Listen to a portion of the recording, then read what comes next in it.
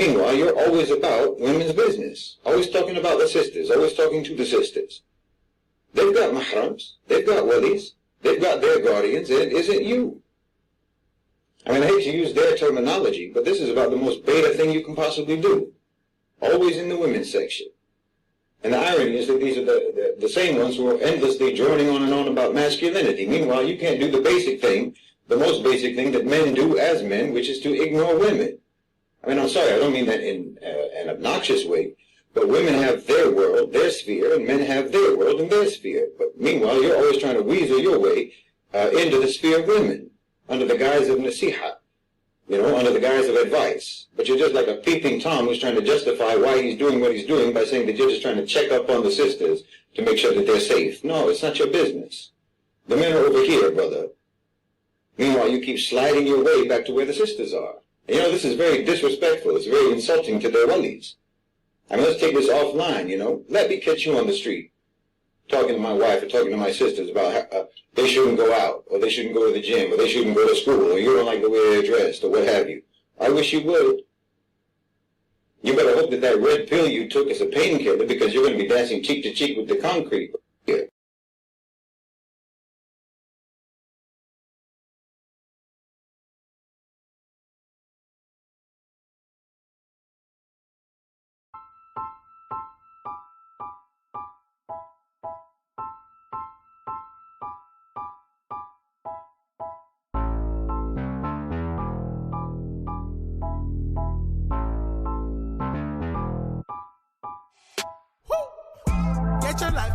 Get your life, baby.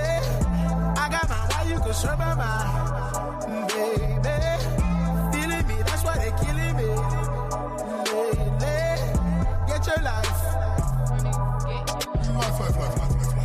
Get your life, baby. I got mine, why you can serve my mind, baby. Feeling me, that's why they killing me, lately. Get your life. Run up when you see me, no disguises. Keep that thing with me, cause I don't do surprises. J. Chanel, show and tell, all facts, no lies, triggers. Get your life, cause I'm the type to come to it that 9 quick. Eyes on me, what you care for? Watching me, baby, care for. If you ain't a fan, where the cameras? Hide in the back with the bellboys. My circle so restricted. Hands raised like it's your religion. When I sleep, pay close attention. Fake friends out here pretending. Get your life, baby. I got my why you can serve my mind, baby. Feeling me, that's why they killing me. Get your life. Get your life, baby. I got my why you can serve my mind, baby. Feeling me, that's why they killing me, lately. Get your life. Focus there. Watch them cause they after me like a pot of gold. I'm not for play, ask Keisha if you don't know.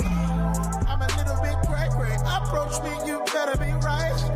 If you don't come correctly, you can catch these cans tonight. Eyes on me, what you care for? Watching me, baby, care for. If you ain't a fan, where the cameras? Hide in the back with the bellboys. My circle's so restricted. Hands raised like it's your religion.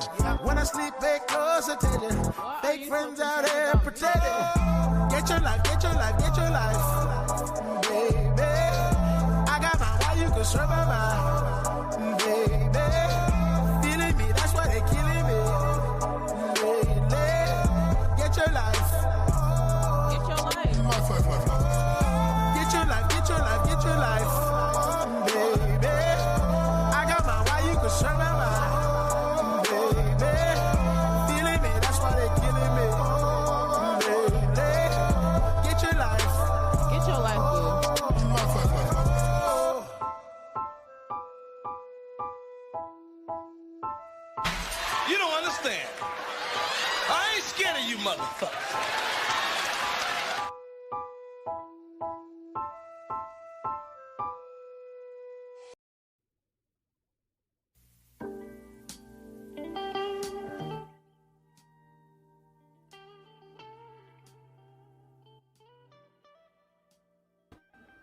Alrighty, good morning, good evening, good night, and good afternoon. Ladies and gentlemen, your nighttime, right time DJ Music here with another episode of the Chop Shop. Y'all see it on the screen. Y'all know what I'm going to be talking about. Let me go over here in the listening lounge and check right quick. Like, give me a 1 or 2 if you folks can hear me. Hey there, Candy Cane Lane. Hey there, Zahara. Good to see y'all up in the front row. Hold on to your seats. Don't get nasty up off in here. That's all I can tell you. Oh, let me just start off by saying this. I don't understand how people think that these folks that we're about to review is a representation of black men. This man, the angry man, thinks that because he put 134 pages together in a book, as they call it, because you got to call it a book because it got a cover and it's got a back and it got some shit in the middle. 130 pages of his idea of what men should be doing. But you don't even live the same life that you're talking about men should be, or how men should be living. So, I figure since you guys can weigh in on it and talk about it the way y'all want to, let me give you the perspective from a man that don't think like these niggas. I didn't do the vertical stream today because I only wanted this to stay here.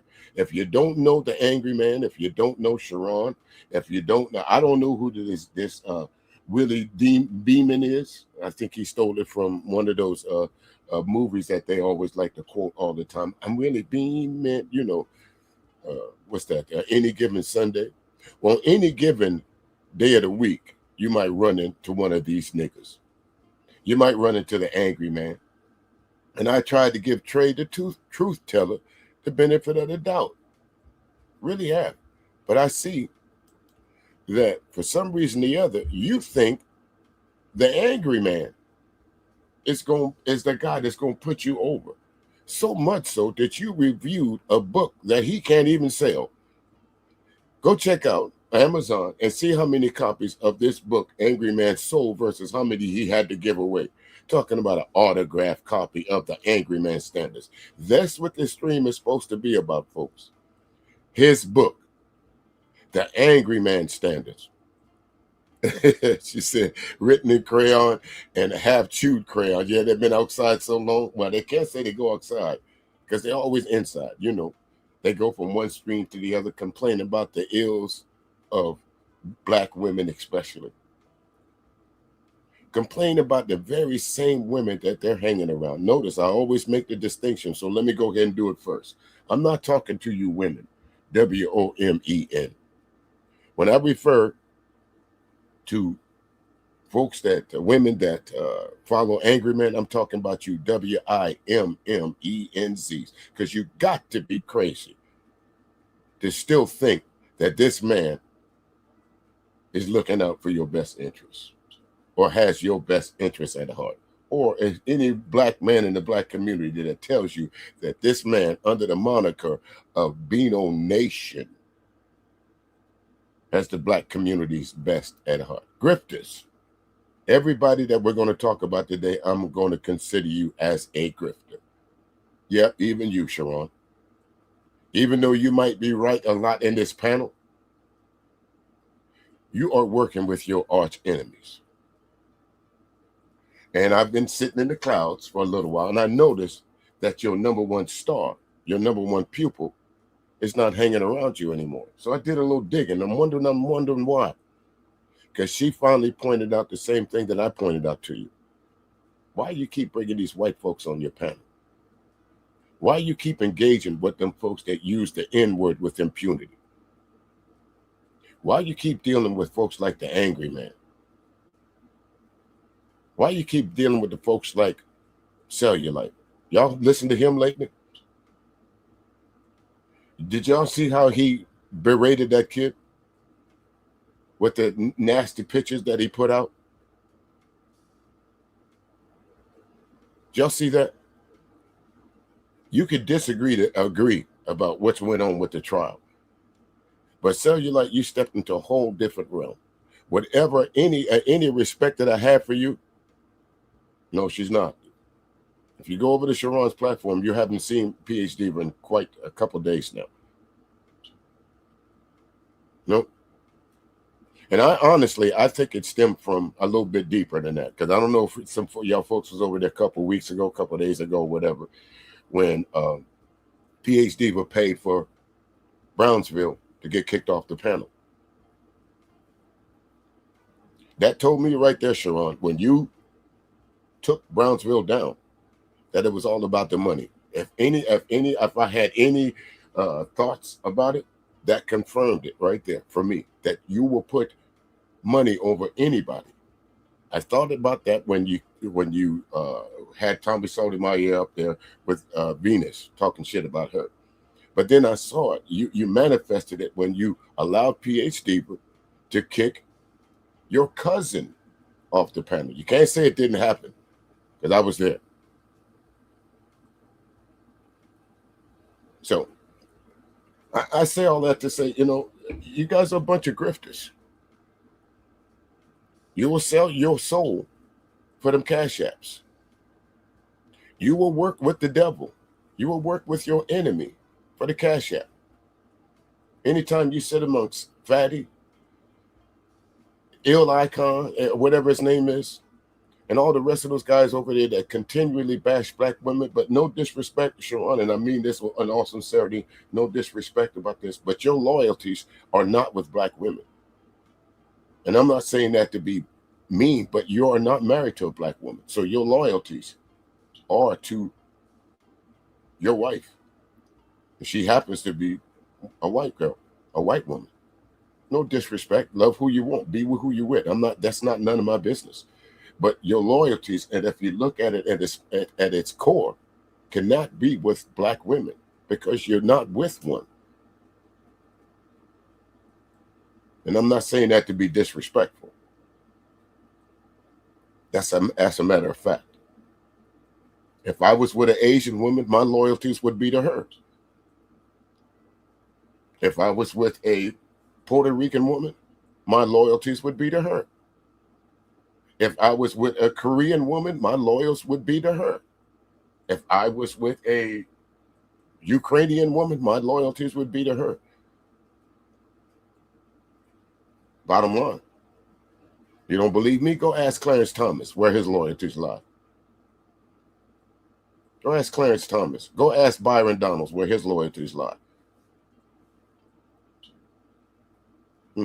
But anyway, folks, without further ado, let me take this off the screen here. Let me take this down. And I'm going to try and get through this as quick as I possibly can, because I got a little something that I got to do at 4 o'clock. But here we go. The craziest shit ever, right? Why are there so many women telling men what they said and what we don't like, instead of asking us for clarity if they don't know? Nobody said that, Kim. What are you talking about? I just listen to y'all. Listen, Y'all be saying two different things. Even as good. Hold on. I am a phenomenal trainer.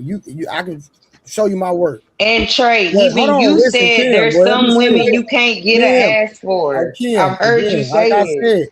I said there are some. Listen, once I get you down to a certain point, because of the way your genetics are, your body don't bounce back, I do not mind a woman getting certain type of surgeries just to spot treatments. It is what it is. Some women cannot get their skin to tighten all the way up. I don't care how good of a trainer you are. Most trainers won't tell you this, and some of them lie to you. I know some women who got 5 kids and don't look like she had any. It's depend on your genetics. Now, Trey, since you want to call out genetics, have you looked around you on that panel? Have you looked at the out of shape niggas on that panel? No disrespect to Sharon, but if I had to pick somebody to fight on the panel, I'd pick you, because you seem to be the smallest one. But don't look like you rushing to the gym anytime soon either. You don't look like He-Man Masters of the Universe kind of guy. You got my man Nightish over there. We know about him. He's subject to fall asleep at any time. Angryman, 3 sandwich, no content having, pot-bellied ass motherfucker that he is. And then you got this guy over here that looked like he got some balls in his cheek, out of shape. The main one, actually, I don't think, from listening to you to this stream, I don't think you like women. To be quite honest with you, there's no way that a man has this much vitriol for women, and you can tell me that you like them.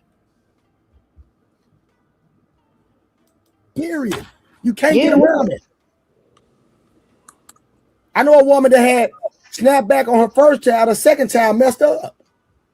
I'm not gonna say you said do the BBL and the surgeries, but I've heard other people. See, I didn't say nothing about a BBL. I just agreed with you that you say go work out, and it's some things that you can't do.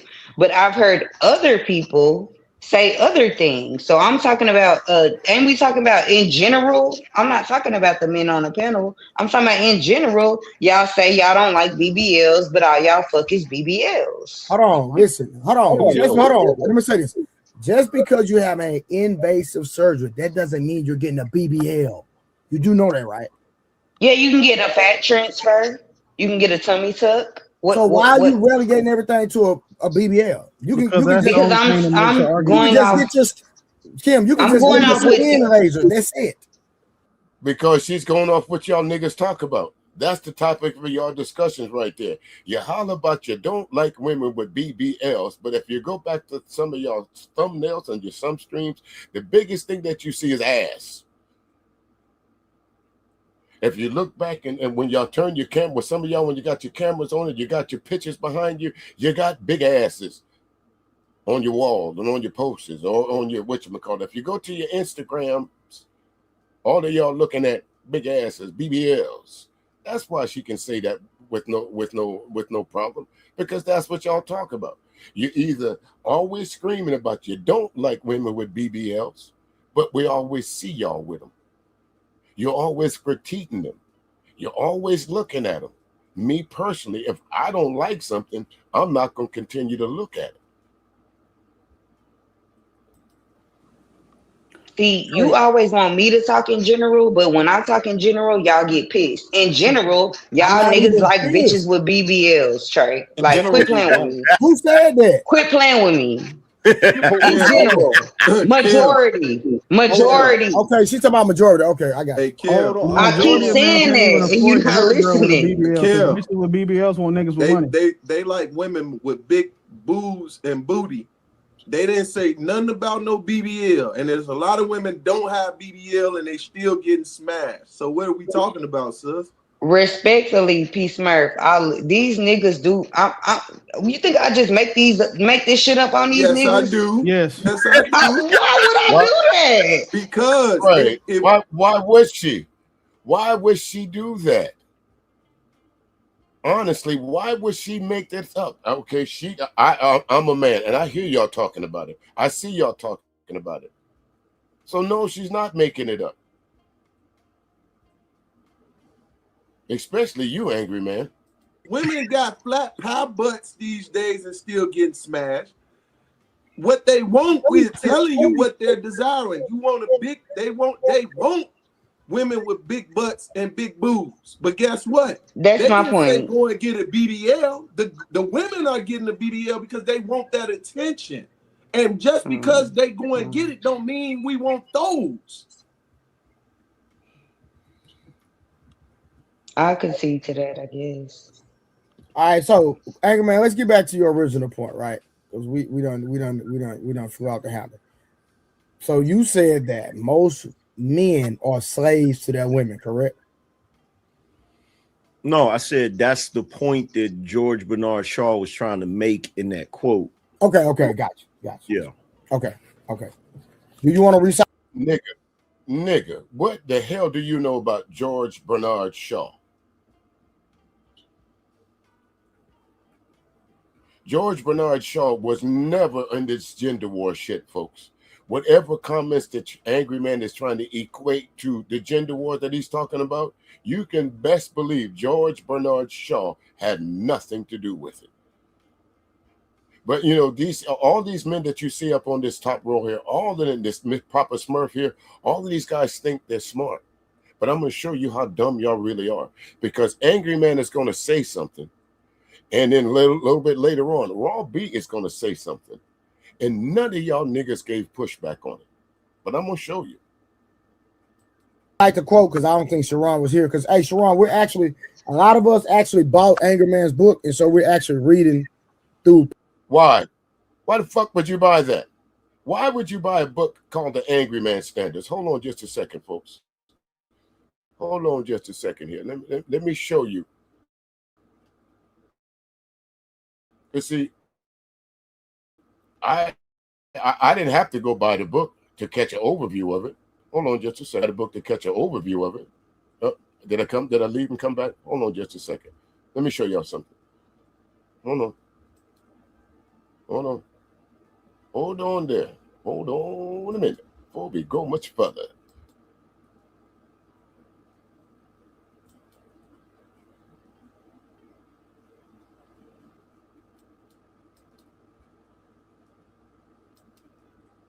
There we go. Okay, as y'all can see here, I did my own little personal review of the Angryman standards. As you can see, it went through it, all 134 pages.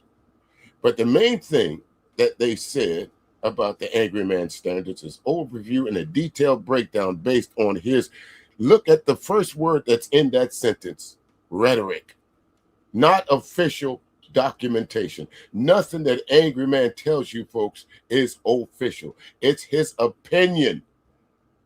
And we know about opinions. They're like assholes. Everybody got one, and it usually stinks. Everybody got one, and it usually stinks. But this is the Angryman standards, folks. Look. Let me get back to it. Where am I at here? I lost. Did I lose my page? Yeah, I did. Hold on. Don't go nowhere, y'all. There we go. Okay. It says, number 1, masculine authority and core concepts. The Angryman standards begin with the central idea that most men reclaim authority in their households. Let me ask you, Angryman, how did they lose it?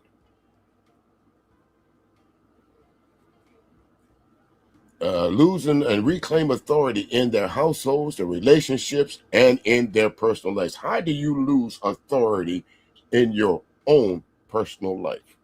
You can't handle your damn self, Angryman?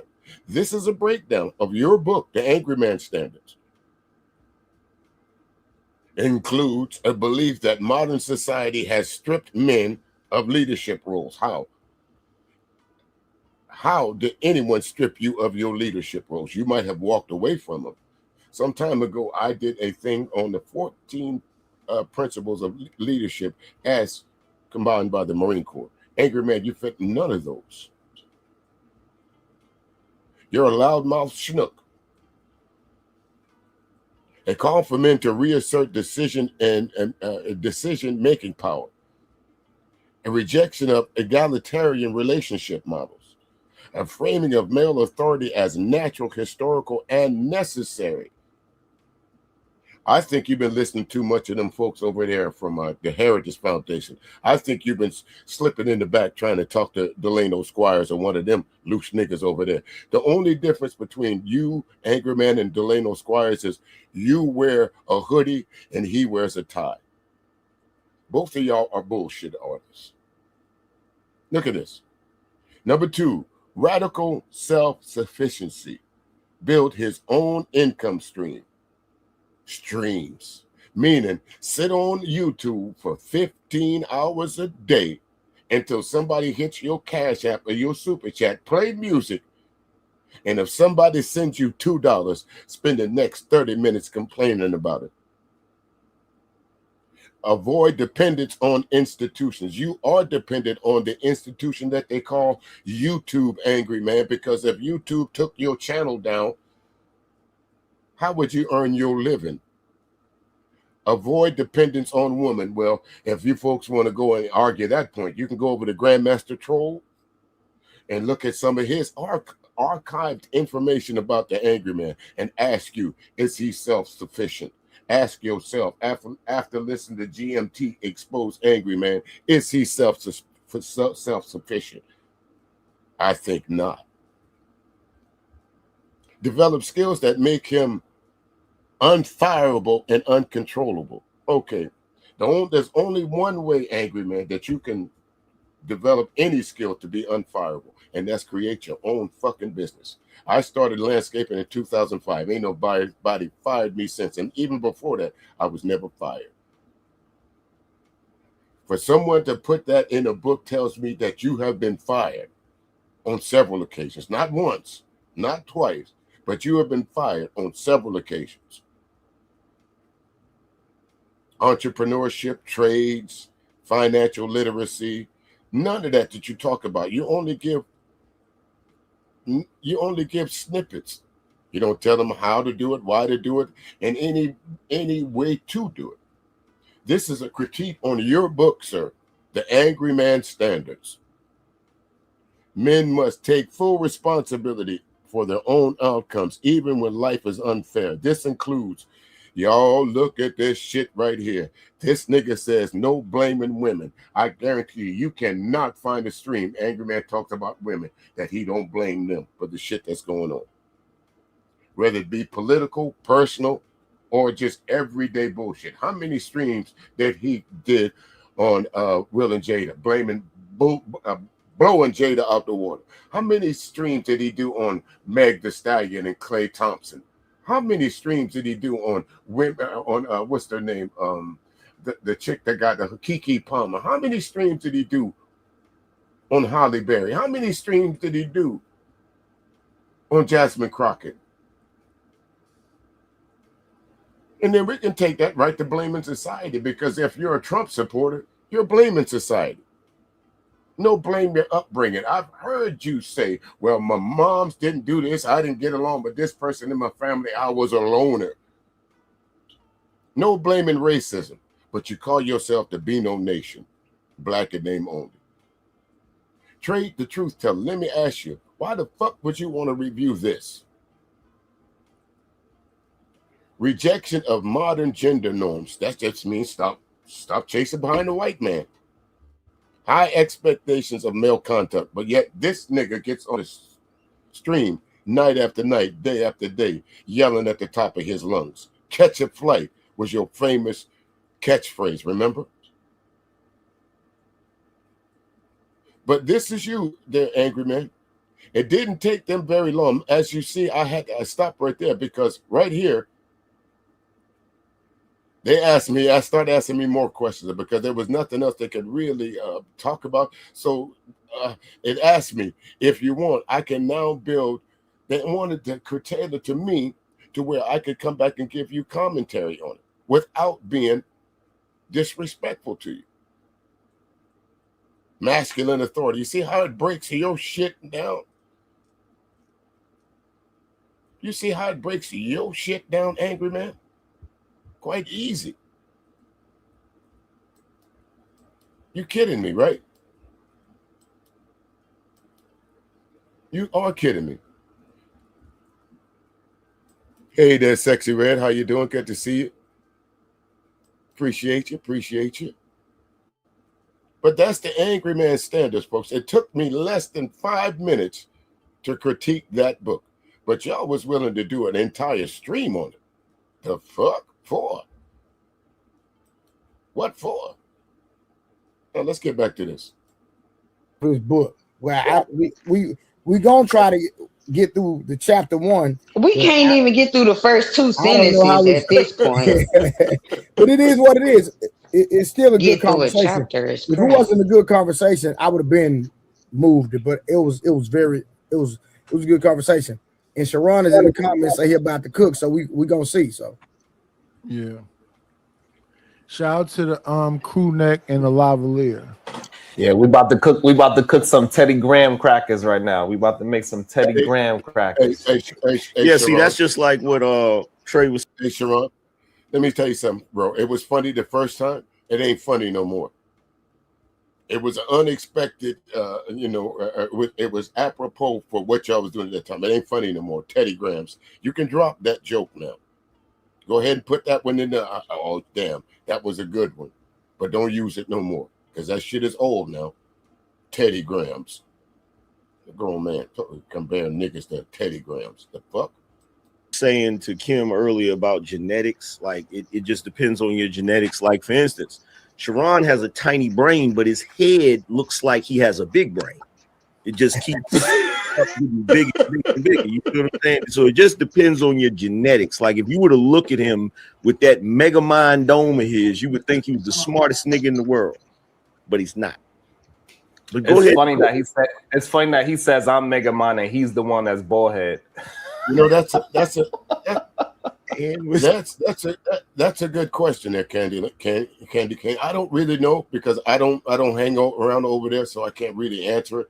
But you know, history tells us that when Angryman comes around, y'all remember the shows like The Love Boat and all these other shows, Married with Children. There was one particular actor when he showed up, that means it was about over.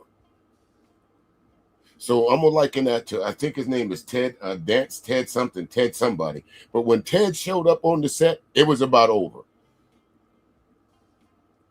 So when Angryman shows up on your platform, Trey the Truth Teller, he's there for one or two reasons. Either you're making some waves, or he think he's gonna come over and use your channel to prop up his channel. Because remember now, Angryman has, as he says, close to 500,000 subs, close to 1 million subs by now, right? If y'all had that many subs, put down in the chat room, would you be checking for truth, Trey the Truth Teller? Honestly, if you had 1 million subs or even 500,000 subs, would these be the type panels that you would be doing? Would you be on somebody else's platform even? If y'all had some million and some subs, guess what? At least maybe 100 of them or something gonna drop a super chat or something. Don't y'all think so? Why would you be over at this platform? Why would you be everywhere on Fatty's platform, this platform, over there? Why would you be these places with 500,000 subs? Or over 500,000 subs?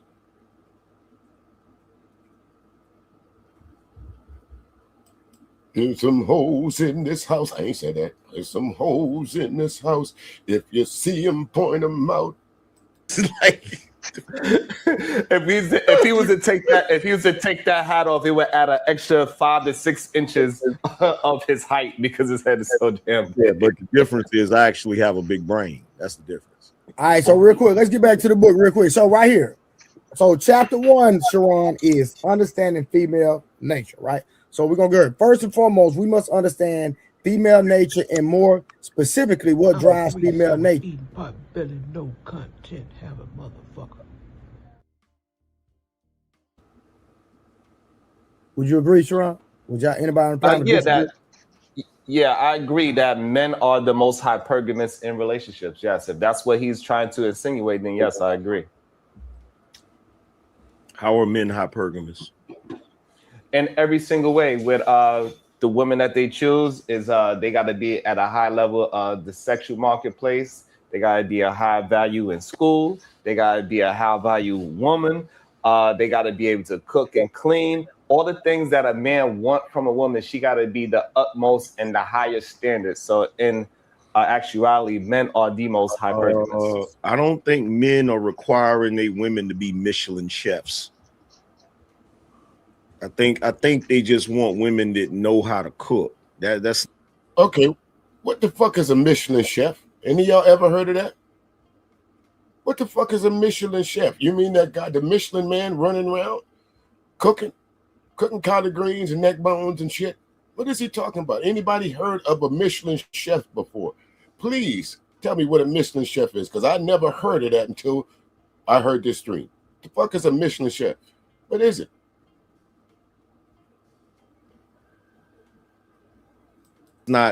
That's not high. I know you think that's high because you live in a feminist world where women can't cook shit, So I know you think that's way up there. That's not way up there. That's basic. That's a I get what you're saying now. Okay, so it would be like someone like what's the guy's name that's I can't think of his name right now.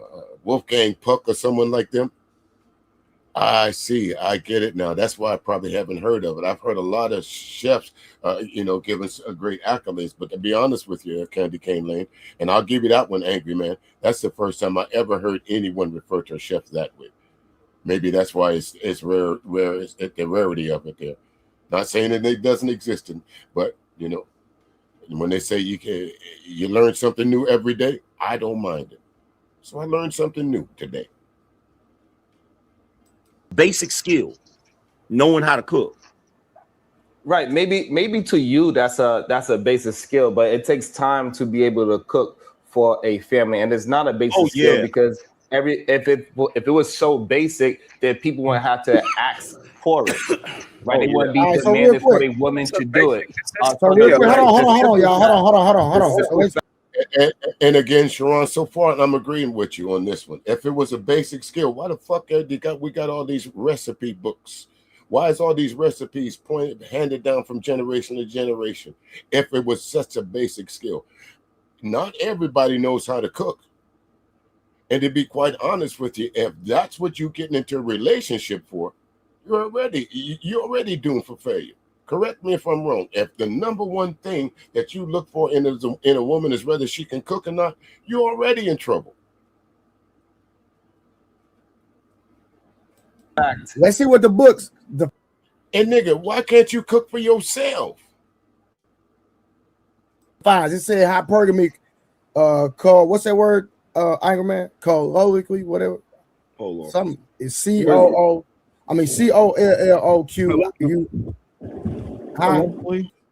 Now, y'all notice this? For a nigga that wrote a book, you should know that book from front to cover. You should know where every word is placed, what every word is. So you got to go now fan through to understand what the word colloquial means. Or for Trey, you're not showing your intelligence right here, brother. But y'all run around talking about y'all some smart men. But let's keep going. I'm going to show you how smart y'all are in just a minute. Colloquially. Okay, I refer to as marrying up is a term used in social science that refers to the practice of a woman marrying a man of a higher caste or social status than her. So who disagrees with that? Sharon does. Okay, explain that. It's easy because majority of the men that marry the women in general, the woman is at a higher status than he is, and we know that because the men ain't going to school, they ain't going in corporate, they're not going into the corporate world. So again, real quick, hold on. So question. So a man. Well, thank you very much, there, Candy Cane Lane. I'm sorry, I am my grandmother's rebellion. Thank you so very much. Y'all put me on something new today that I did not know, and it says a Michelin star, a globally renowned restaurant rating award to the Michelin Guide to Establishment offering outstanding cooking range from 1 to 3 stars based on. Okay, thank you so very much. I am my grandmother's rebellion. Appreciate that. Thank you so very much. I don't mind being educated, but they call y'all women. They say y'all women ain't smart.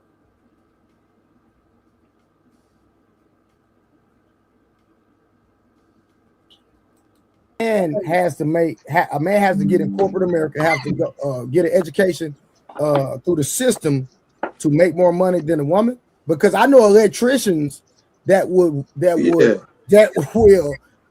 and plumbers that will walk circles around the average woman with a PhD. Actually, here's the thing. He's repeating a myth. The myth that you just repeated, Sharon, is that men are not going to school. That's not true. Men actually go to college comparable to the amount of women that go to college. And that's some bullshit right there. See, first of all, that's where you're at. 64%. Listen, hold on a second. Because see, these niggas like playing with me. So let me see if Hold on. Y'all listen to this. Wait a minute, because I knew I was gonna. I should have recorded this part, but listen to this. Hey Google, in the Black community, who is more educated? Who attends school more, and what is the percentage?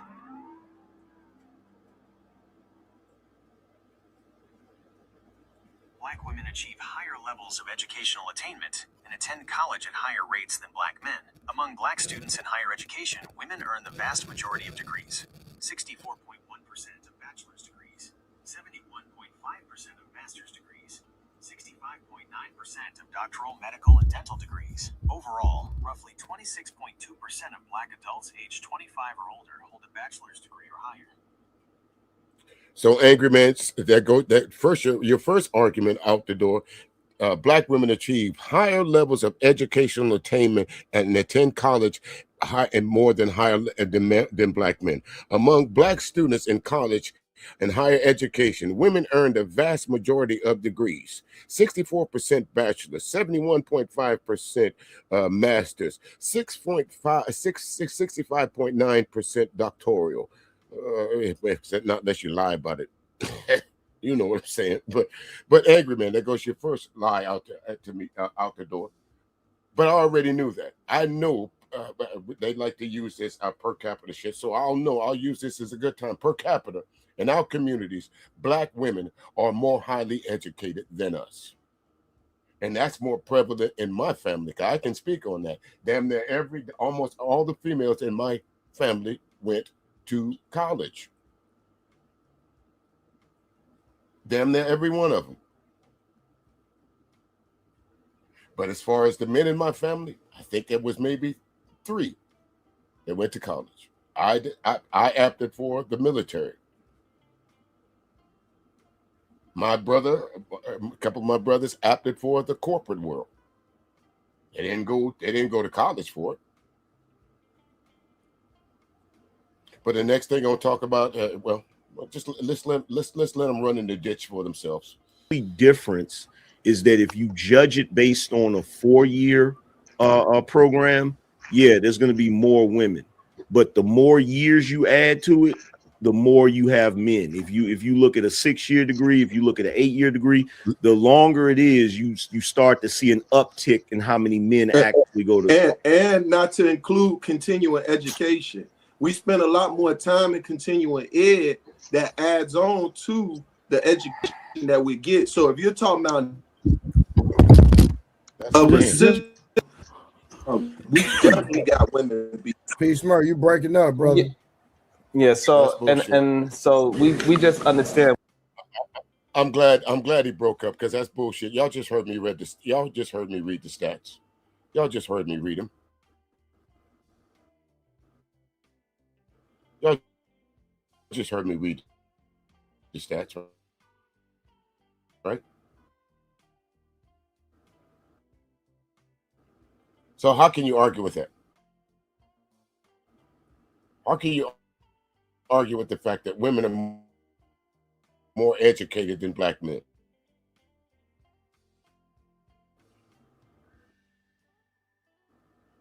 Huh?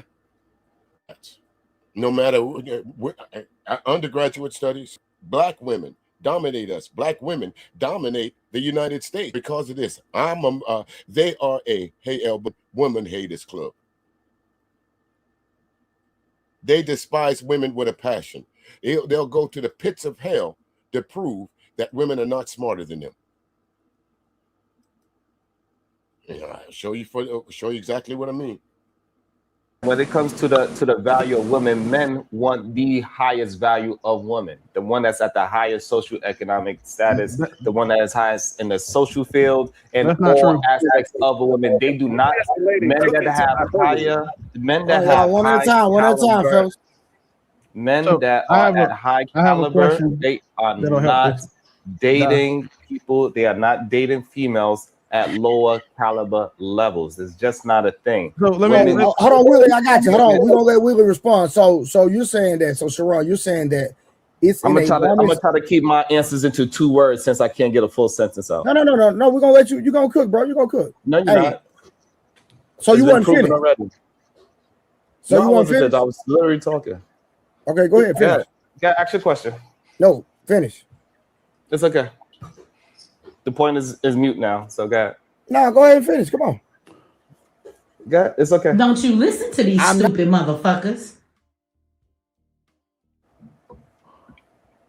So it's go ahead. Okay, my brother. Go ahead and ask your question so we could just move it. Let's just move it along. Nah, I don't have a question. I'm gonna let you finish. I thought you were finished, so that's on me. There's no way possible anybody on this panel thought I was finished while I was talking, but it's okay. We just move it. Let's just move it forward. So we could just set the baseline. Like, let's let each other finish. I'll let people finish. Let me finish. I got you, but you still have to make your full point so somebody can respond. So since you say I interject, that's okay. You want? Well, that's how we do it on my panel. But respectfully, what I'm saying is, since you're here, what I'm saying. Since you're here, I know. Listen, since you're here, I know a lot of people can't compartmentalize and have a conversation while they're talking. I get it. So we gonna go to. Correct me if I'm wrong, folks. But the majority of these men-led panels, do y'all see them talking more about them talking to each other or about the subject matter? Like right here. Prime example, they're making an argument within an argument about who's over talking to who. That was about what, 3 or 4 minutes of no, go ahead, man. No, I'm not going to say that because no, go ahead, man. That's not how I run my panel. But no, go ahead, man. You talk about the amount of bitch assness going on this platform, and we just started. The amount of softness, charming, squeezability, grown ass motherfucking men on this panel. Y'all couldn't hang around me. Y'all couldn't hang around the folks that I hang around. Y'all niggas is too soft. Get in where you fit in, Sharon. You came up on this panel talking about you was going to cook, but now you begging for airtime. It should have been the time to leave instead of sitting up there arguing about y'all gonna let me talk or not. Shit, you got a whole stream. Go talk to him over there. That's why I don't come up on these panels. I tried to, no disrespect again, DJ Wicks Doctor. I came up on your panel a couple of days ago, just for shits and giggles to see how many of y'all would disagree with what I said. But guess what? Didn't take very long. Didn't take very long for somebody to tell me I know what the fuck I was talking about. Experience is the best teacher. And I think I got that on all of y'all. Experience. These niggas was talking about, listen here now, since we're talking about he-man woman haters and shit like that, these niggas really believe that the amount of tallywhacker they sling is going to cause that woman to submit to them. That's right. You heard it. The amount of tallywhacker they swing, and whether they sling it good or not, is going to cause that woman to submit. That's a whole nother subject. I'm when I do that, when I cover that, I'm going to need some women up on the platform for that one. I'm not going to get into that right now, but let's go. So how y'all run y'all panel? We're gonna let y'all talk for 5-6 minutes and then we'll interject. Go ahead. No, we're not. I'm not finna sit here listening to nobody talk for 5-6 minutes, Trey. Yeah. These niggas got 120 seconds at max, 140 characters or less, and then I'm tuning out. So if you can't make your point in 2 minutes, it's not a point to be made. You just rambling. Facts. Yeah, but I don't talk for 2 minutes. So no, go ahead. I barely got 2 words out. So again, so let's just start from zero. And yes, that's exactly what it was all about, Candy Cane. Submission. And they figured the best way to get that woman to submit was throw that D. Throw that D. And she'll buckle down to you. How many of y'all women agree with that? How many of y'all women right now agree with that statement? That the best way to get to submit. Now, there are some women out there get punch drunk, and I'll use that lightly. There are some women out there that confuse good sex with love. There are some women that confuse that. You know, the thing about love, there's a song that someone sent me, and it's called Fire Don't Care. And so while I was listening to it, I was playing it on my show. I just separated the word, took the word fire out, because I'm sure this is what the guy was talking about. And I replaced it with love. But I'll share that song with y'all when we do that platform. But anyway, I'm getting away from this. Start with your question and let's just move forward. What I was going to ask was, I was just trying to get an understanding, clarification. That you're saying that hey there, Sharon, how you doing? How you doing? It's in a woman's nature to I mean it's in a woman's nature to date down, and it's a man's nature to date up. Yes. Okay. I disagree with that. There's nothing that can be, there's no evidence of that other than personal opinions.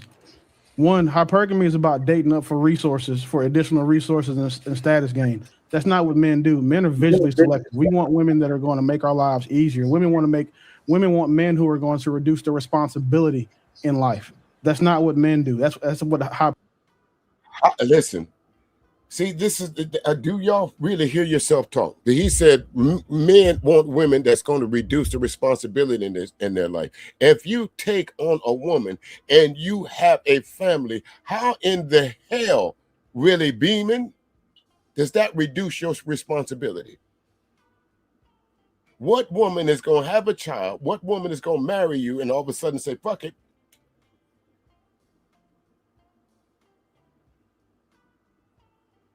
And I bet Candy Cane, I bet it takes more than I bet it takes more than a tally racket to get you to submit.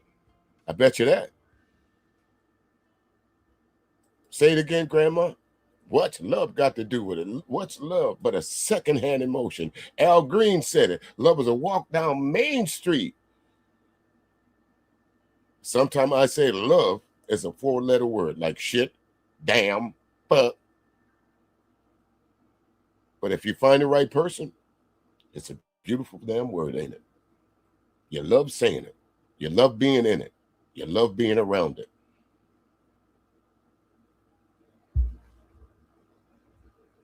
Hypergamous women. There's not a situation where men can be more hypergamous if, one, you understand the definition of the word, and two, you actually understand what women look for. Because if you're saying, Sharon, if you're saying that women are less hypergamous than men, so then that means that you would be admitting that you married a woman who was more important than you, had more value, more status than you did. And I don't think that's what you're going to say out loud. Yeah, because that doesn't have anything to do with what I'm saying. It does have something to do with what you're saying. If you're saying that men are more hypergamous and you're a man, that would mean that your wife had more status, more resources, so you needed her to make more money. You picked her because she had more resources than you did, and that was higher status than you. No, that's not what I'm saying. I'm not in the same boat as majority of men. All right. So we heard this man, we heard Willie Beeman say that only women can be hypergamous. Well, again, if you go look up the dictionary, pick your one, Willie Beeman. Hypergamy is the practice of marrying or forming a romantic relationship with a partner or of higher social status, wealth, or educational background than oneself. Doesn't mention any gender, really. So men as well as women can be hypergamous. Men as well as women can be hypergamous. Am I wrong? If you guys read the dictionary. But your man gonna come up in a little while and create a word, and none of y'all niggas gonna say anything about it.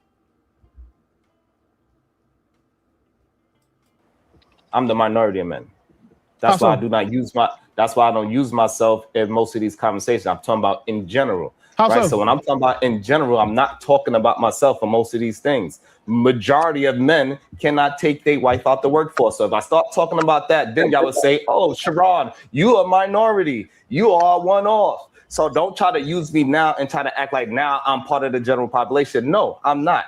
I'm not a part of the general population in no aspects of a man. So you cannot try to throw me in now because it makes your argument looks decent. No. So wait, let me ask you a question. Taking a woman out the workforce. Wait a minute, Sharon. What you mean you're not part of the general population? Yes, you are, sir. There are a whole lot of men, but whether you want to believe it or not, white men, brown men, black men, that keep their wives at home. you can damn near go to any place right now. Matter of fact, if you go to any grocery store right now, probably about this time of afternoon, if somebody's shopping and you stop the woman and say, "What you do?" "I'm a stay-at-home wife.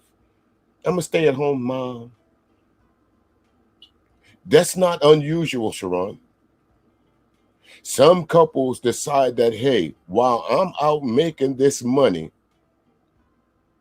until the times there come a time, whether it's the woman making the money or the man making the money, until there comes a time to where both of us need to get out there, little miss, I'm going to keep you home. That's not unusual. You still are part of the general population, Sharon. You're not, there's nothing about you that, what's the word that I'm going to look for? There's nothing heroic about that. That don't make you stand out in the crowd because you are able to financially keep your wife at home. And some people question that. Believe me, the whispers are getting louder, Sharon. The whispers are getting louder of where the money is really coming from. Of course, in America, what we're talking about, anybody can take somebody out to work outside of America in most of these non-American countries, non-Westernized countries. That's not a flex. Like if my friend lived in Thailand and he was like, "Yeah, my wife don't work." Of course you don't work. It costs you $2,000 to live over there. You can really live off 60 grand in a lot of those countries. That's not a flex. So when we say taking your woman out to work for, we're talking about in America where it's expensive to.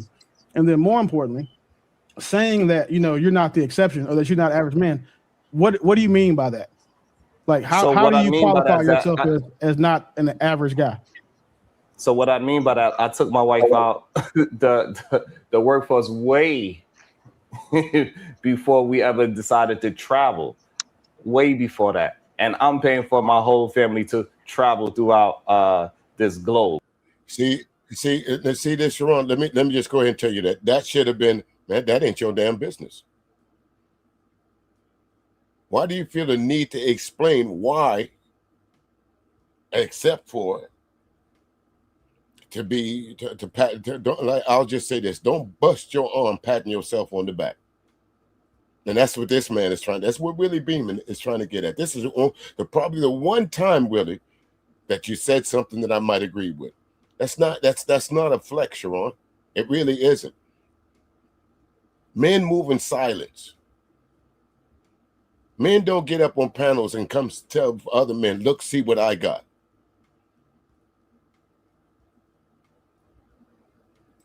Right? So it's not like I just decided to do that and it just happened because I moved here. So that's number one. So that's another fallacy as well, which is crazy. Okay, but the point you're making is irrelevant. I told you. The point hey bro, check this out. With my book, my nigga. Relax. I can talk while we're reviewing my fucking book, my nigga. Why you need to. Don't nobody want to hear that shit. Nobody come to see you, Otis. I still have tried to figure out, Trey the Truth Teller, what would make you want to spend your time reviewing this book? It's not a book. It's a how-to manual on how to fuck up. It's a how-to manual on how to lose your woman unless she weak-minded. It's a how-to manual on how to grift. It's a how-to manual on telling a flat-out lie. It's a how-to manual on saying, if I'm stupid, read this book and follow it. We not doing that goofy shit. I know you simulcasting on your show and you think you a little star and all that shit, and you want to come over here and do your contrarian shit. But it ain't about you, my nigga. Calm your diva ass down. Somebody in the chat tell him he's cute so he'll feel better. What grown men talk like this? What grown men talk like this? And Sharon, let me ask you something. Why didn't you leave? Instead of sitting there battling with niggas that don't like you, instead of trying to niggas over talking you, man just called you a diva. I said, man, you know what? Trey the Truth Teller, man, fuck you. Fuck your panel. Fuck Angryman. I'm gone.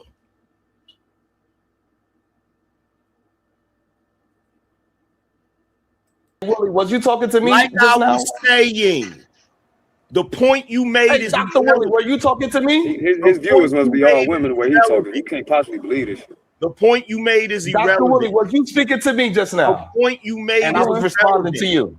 Because the average man, I wonder if the men are going to be honest about what this man is lying about in real time. The average man does not Sharon. Does not pursue women that are of higher status than them. They don't do that. Well, Angryman, let me ask you. You're right, El Boogie. They don't want to keep these women. They just want to put them on trophy. They want to keep them as trophies. Put them up on the shelf and say, "Come look, see what I got." Now, he just said that men only chase women. Don't. But let me go back. Let me make sure I hear what you said. Hold on, just a second, Angryman. What did you say? My book, my nigga. Relax. I can talk while we're reviewing my fucking book, my nigga. Yeah.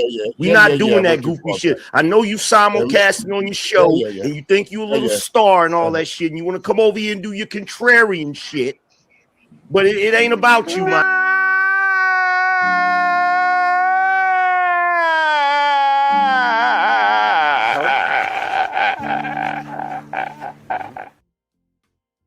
I'm saying.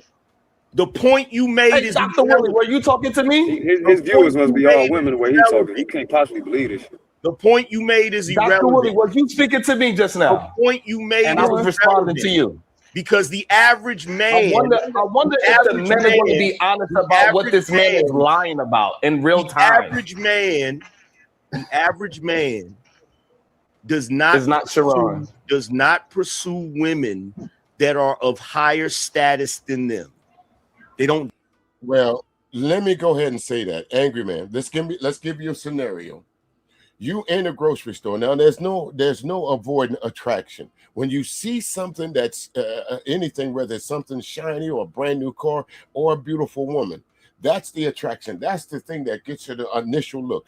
When you see a beautiful woman or a woman that you're attracted to, does the first thing that come to your mind is, I bet you she work in the corporate world.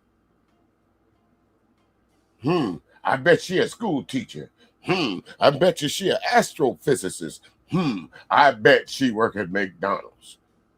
The only way that's unidentifiable of where a woman works or what's her financial status is if you stop her and say, "Hey, Miss Lady, how you doing?" And she give you the time of day. Can we meet for some coffee somewhere? I know you might be busy right now. Do you have time? Let's go to this little cafe and sit down. What's the first question that normally comes out of someone that you're meeting? Well, what you do for a living? I don't mind telling this story, folks, because it's absolutely true. For those who remember this, there was a Jamaican artist called Patra. And Patra, when I lived on the West Coast, Patra was at this club called Jeffrey's Inner Circle. I'm hanging out, mingling, mixing, drinking, dancing, philosophizing, scanning the crowd. I see this gorgeous black woman, white pants on, nice blouse, walked up to an ass at a dance. It's obvious that you hit it off, because if you don't hit it off when you're on the dance floor, what's the first thing you do after the song is over? You walk away. But if you kind of digging on the girl or the dude, you're going to stay for that next song. If it's a slow drag song and she stays, guess what? There's some spark and some interest there. So you're going to go back to the table and you're going to chop it up. Well, what you do for a living? Blah, blah, blah. I work at so-and-so hotel. Oh, baby. You don't know me, do you? No, I really don't know you. Who are you? Because I had really never seen this woman, and I know who she is. I know the music, but I'd never seen her in public before. And she asked me about the song Walker Man. I said, yeah, I know that song quite well. That's a jam. I roller skate to it all the time. That's me. No disrespect. You're handsome.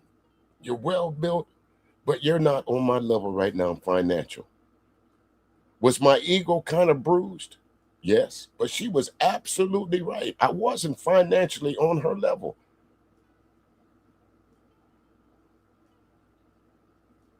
Was she wrong? No, she was not. But was she rude about it?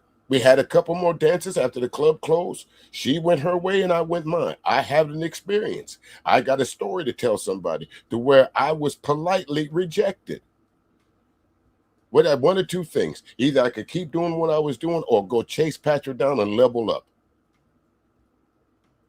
Level up to her level. So in this case of being, as they say, that word that they keep using, who was the one that was being hypergamous? Was it Patra or was it me?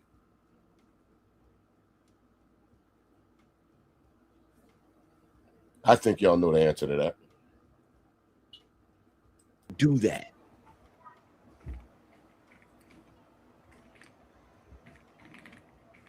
Did he freeze or is it me?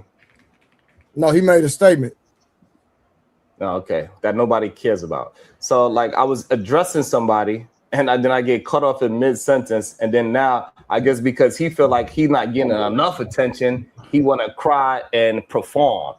Sit your ass down. We would get back to your book when it's time to get back to your book. I agree with that, Sharon. Sit your $5 ass down because he didn't get all the attention. He about to tell Trey, look here, man, I'm about to leave. Hey there, Bridget, you see this?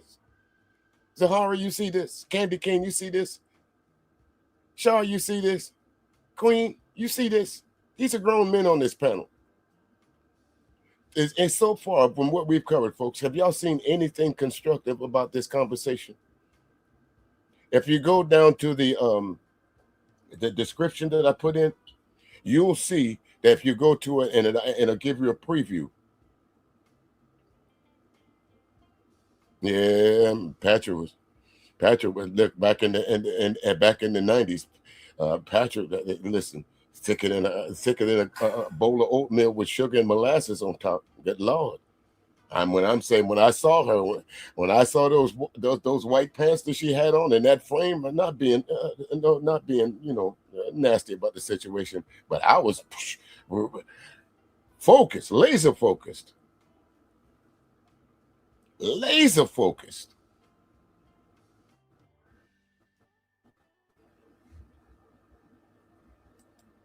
Ain't nobody trying to steal no show and be no damn star. Get out your goddamn feelings, be a man, and stop putting Beijing in your goddamn beard. What are you doing right now? What do you call what you're doing right now? I'm still trying to figure out what food and cooking. What do you call what you're doing right now? Responding to you. What I'm doing right now is responding to you. You're not responding to me. You're not responding to me. What you're doing is you're acting like a bitch. That's what you're doing. Right, says the person that was acting like a bitch. I'm so sick and tired of you hoe ass niggas. $5 ass down before I make change.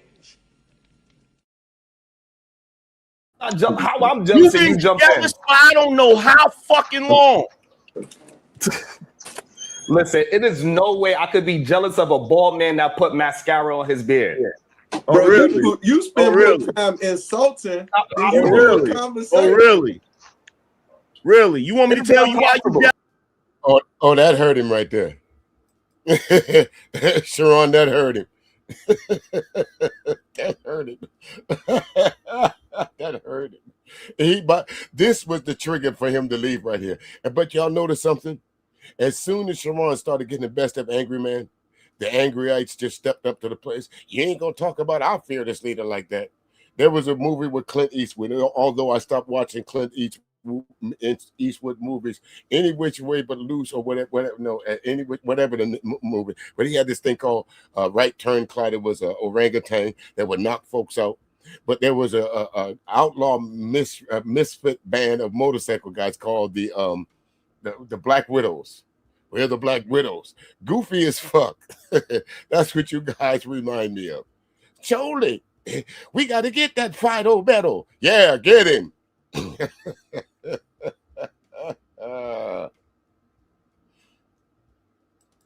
You want me to tell you why you jealous? Because all that shit you talk about don't mean nothing here. What means something here, you don't have. And that's why you jealous. That's why you're jealous. I get it. So I guess I'm jealous. That's why you jealous. Because I can actually the things that I want to do That's in my why life. you jealous because you brought your whole ass up here, and the moment I tried to interject to be part of the conversation that's on a book review about my book, you try to flex. How the fuck you gonna try to flex and the shit ain't even about you, nigga? And that goes to show he's being a diva at the moment, right? Me and Willie were just having a quick back and forth, and that's all that was happening. And then he got into his diva mode because, you know, he feels less. That's not what we was talking about, Sharon. That is. No, it's not. No. We had moved on. We was on Hypergamy. We had moved past that. Don't fall for that shit, Sharon. You and Angryman have a back and forth, cool. Me and you have our back and forth, cool. We not finna just let her dictate what. So now you're gonna talk about hypergamous women or hypergamous men? We're gonna talk about whatever we was talking about in the conversation. Yeah, we're gonna talk about hypergamy in general, but Sharon made a statement about hypergamy that I think every man on this panel disagrees with. Okay. Yeah, it's not true. Right. The average man, regardless of his socioeconomic standing. So even if you're Sharon and you own a business and you make a certain amount of money, that does not negate the fact that other men still pursue women based upon something very different. Men don't pursue women based upon their socioeconomic standing. They pursue them based upon their physical beauty, their looks. And you know that, Sharon. I don't know why you up here capping. Because I'm not capping. Right, so if we just go down the list of successful men and we look at their wives, a lot of times you can see the hypergamy in it. It ain't the man was this great, outstanding, over-the-top man that she went to go chase down. It was not that at all, and we know that for a fact. We know that men. We know that it's not a bunch of men going down to the Foot Locker after he is a multi-millionaire dating those type of women. That's just not happening. We just got to start being honest with what is going on, right? And hey, we. Now go ahead. You got it. No, I'm just trying to figure out. I'm trying to figure out the average man. Let's do the average man, Sharon. Is the average man getting with the woman because of a credit score or because he's seen a fat ASS? Yeah, majority of the men need a woman, so that would show to me that they are looking at the woman in a hypergamous situation. No, but no, Sharon. Again, I'm gonna disagree with you on that, because when you first meet someone, you are not aware of their financial status. Whether you meet them at a grocery store, whether you meet them at a club. Now, if you're in some kind of surrounding somewhere to where, if you're in this business meeting and you know that you're one of them Fortune 500 companies and everybody in there, in order for you to get that invite, then it can be assumed that everybody that you're dealing with has some kind of money. But just to go to the gas station and think that you can pick out where somebody works unless they tell you that is absolutely crazy. And sometimes you will die on the hill of being wrong.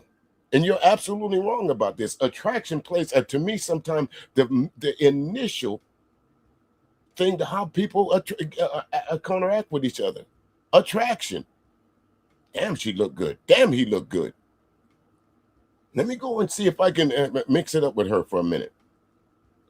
You have to admit that, Sharon. It's not somebody's financial status, because anyone could get anybody can get in a BMW. Anybody can drive a car and say it's mine. Am I wrong?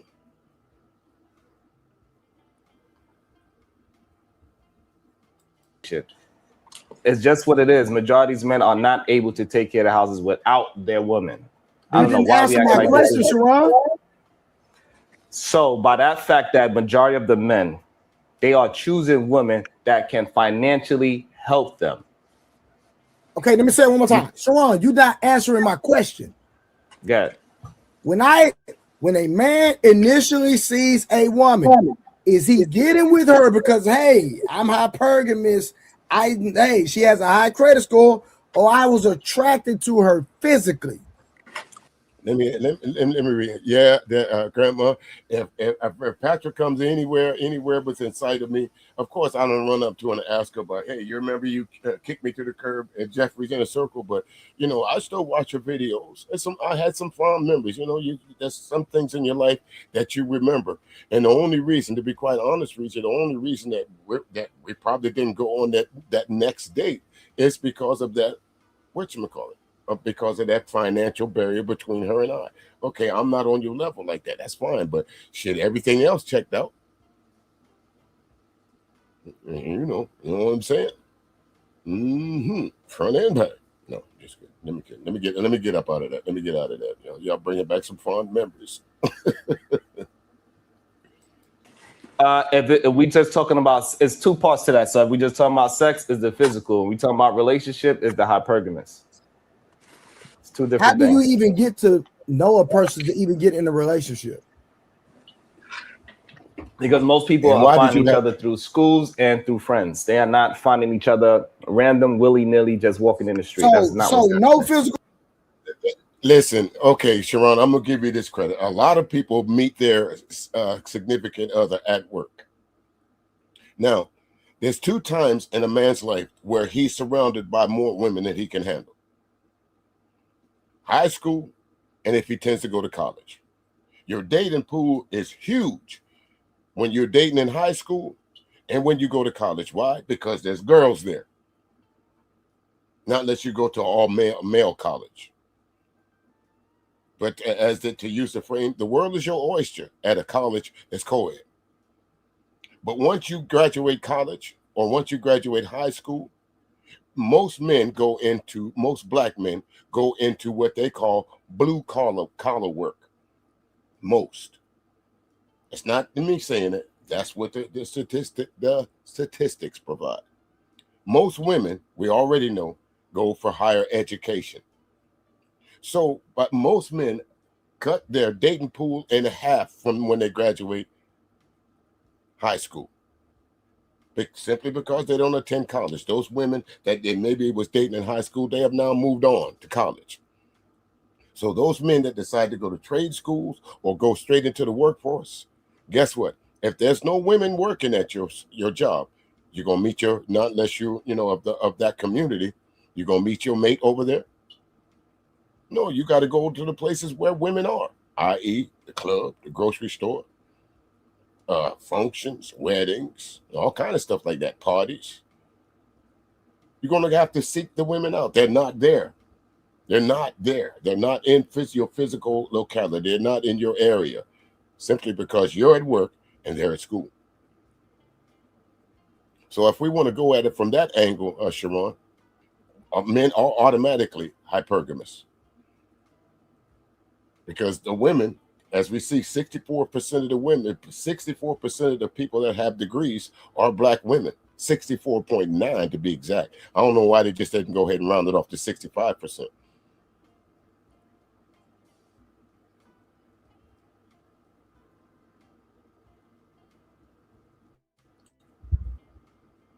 Yeah, I know. I'm just. I try not, Grandma. that sounds kind of weird, huh? I'm gonna start calling you Queen. Hey, Queen. But for me, that's the word I'm trying to get away from, Candy. Queen. I'm trying not to use it. It don't sound right coming from me. He's a queen. Not unless I'm called out by a particular queen. Y'all know what I mean. You can't say the wrong words around here too much because somebody, y'all know. Anyway, but you're right. All right, I'm going to try and use queen from now on. Attraction. When we talk about relationships, majority of people are not finding people random on the street. That's not how people are finding. So again, the average man is not physically attracted to the woman that he decides to get with. The average, Sharon. Cool. Hey, wait, and to clarify, I don't understand where it's being missed. Crazy work. Hey, I don't understand where it's being missed at. So I talk about relationship, having sex. Yes, it's only physical. No, even in a relationship, when we talk about relationships, when we talk about relationships, that is a different conversation.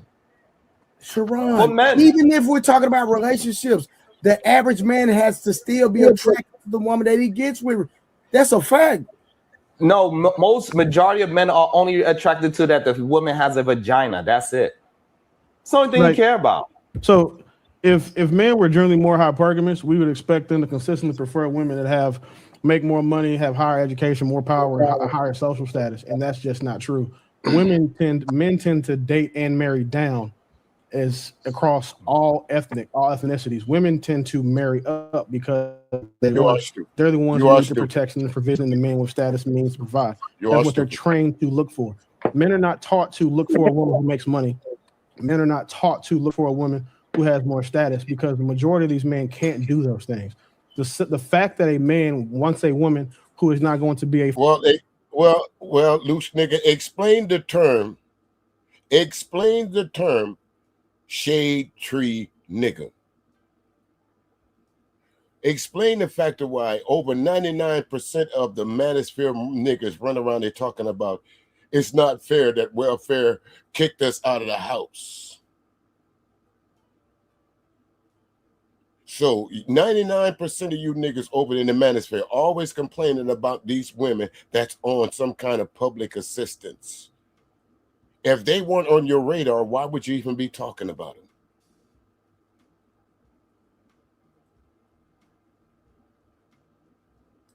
Financial burden to him, as you said, need help, is because in America, the average man makes $52,000 a year. Having a woman who brings in some I don't know, Dollar Washer. I don't know where these motherfuckers come from, to be quite honest with you. But he's about to give you another fact that he's going to act like it's a flex. Listen to this. Money is always going to help him, but it's also not independent on. It's not solely on men who think that way. Women want a man who can help them, not just financially, but physically, mentally, spiritually, emotionally. And because of those, and because those are the things that women look for, if you look at what their dating preferences are, it tells you that they want men who are better than them. Women don't want men who are shorter than them, don't bring up the man's money than them, less educated than them. They want men who have the same, if not or more, than they do. Men will take women who have less. And if you want to prove that, just look at some of these women who have kids and that are married that are beneath. To be fair, and we got to make it personal. So we'll say for both of us, look at the women who are beneath our women. Like, how many of those women who are beneath our women who are doing bad that still have families and still have husbands? That will go completely counter to what your point is. All right. So if you're going to bring up the comparison of the average man making 50,000, what is the average woman earning? Well, the average man's making 52. The average black woman is making 48. And mind you, we're talking about black women here. So the average black man is making how much? 52. You said men, huh? 52 and some change. And the black woman is making 42. I mean, excuse me, not 42, 48. It's 48. 48. Right. So it's about 3,000 difference. Yeah, a little 4. Right. So that's a extra what? $100 a month. No, it's like an extra $400 a month, but yeah, something like that. Okay. So I think we need to stop acting as if that extra $300 to $400 is like, no, let's be honest. It's not an extra, right? It's an extra 48. It's a game breaker for a lot of people. It's not an extra 400, Sharon. It's the extra 48 because she brings all her money to the household. 48 compared to 52. So it's right. 48 to 52 is not a right. So what I'm saying with the average, right, is not as far. No, Sharon, I'm not on your side, bro. 52 is more than 48. And you were talking like most men are more hypergamous. That contradiction.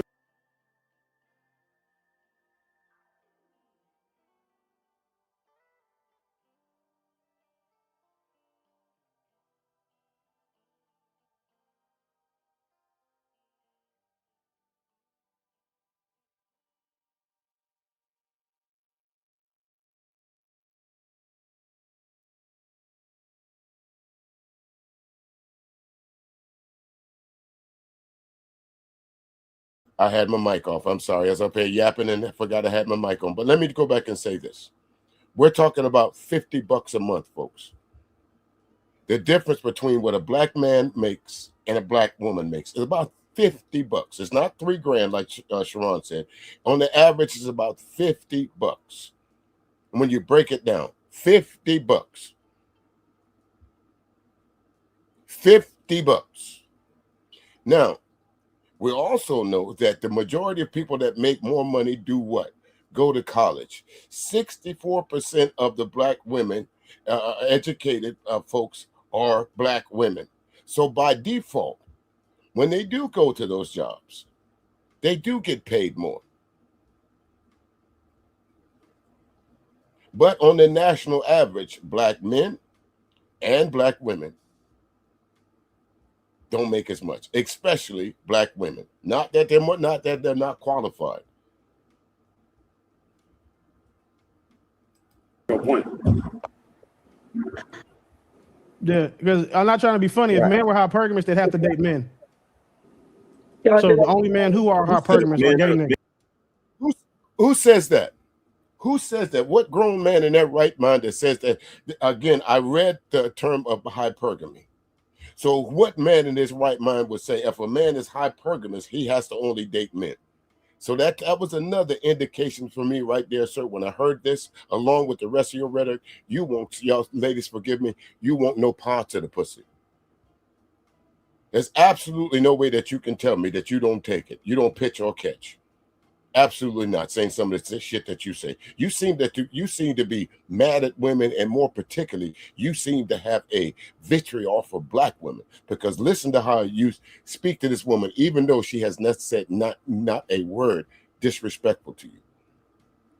But y'all listen to what Angryman says here. Just a minute. Hold on. Men are hypogamous. They actually date down, marry down. Now, I want y'all to go, anybody to go find that word. Hypogamous, hypogamous, or anything that you thought he just said. I want y'all to go find that word. This nigga just made up something. Because when I looked the word up, you know what they told me? It could be possibly that you're misspelling it or mispronouncing it.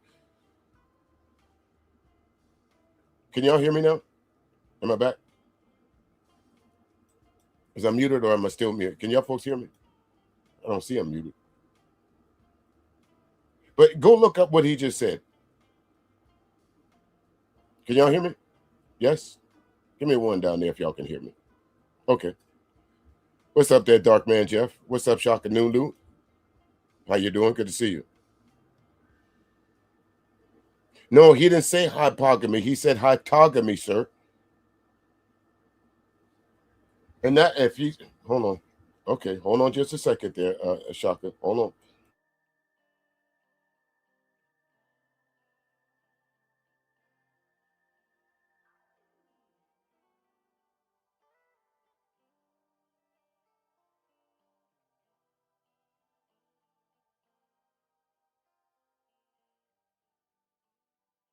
All right, what I'm saying is that you cannot say 52 and 48 is so far away that they are dating down just because. Now, Shaka, again, the word that he used in this case, what you're talking about, is that I'm not sure if you're misspelling or whatever, but it's hypogamy. It's not what he said. That was the point. He said hypogamy. Did you not hear him? So let me play it again. Did you not hear him?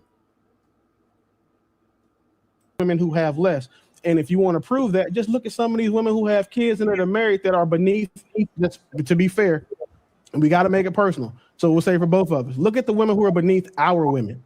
Like how many of those women who are beneath our women who are doing bad that still have families and still have husbands? That will go completely counter to what your point is.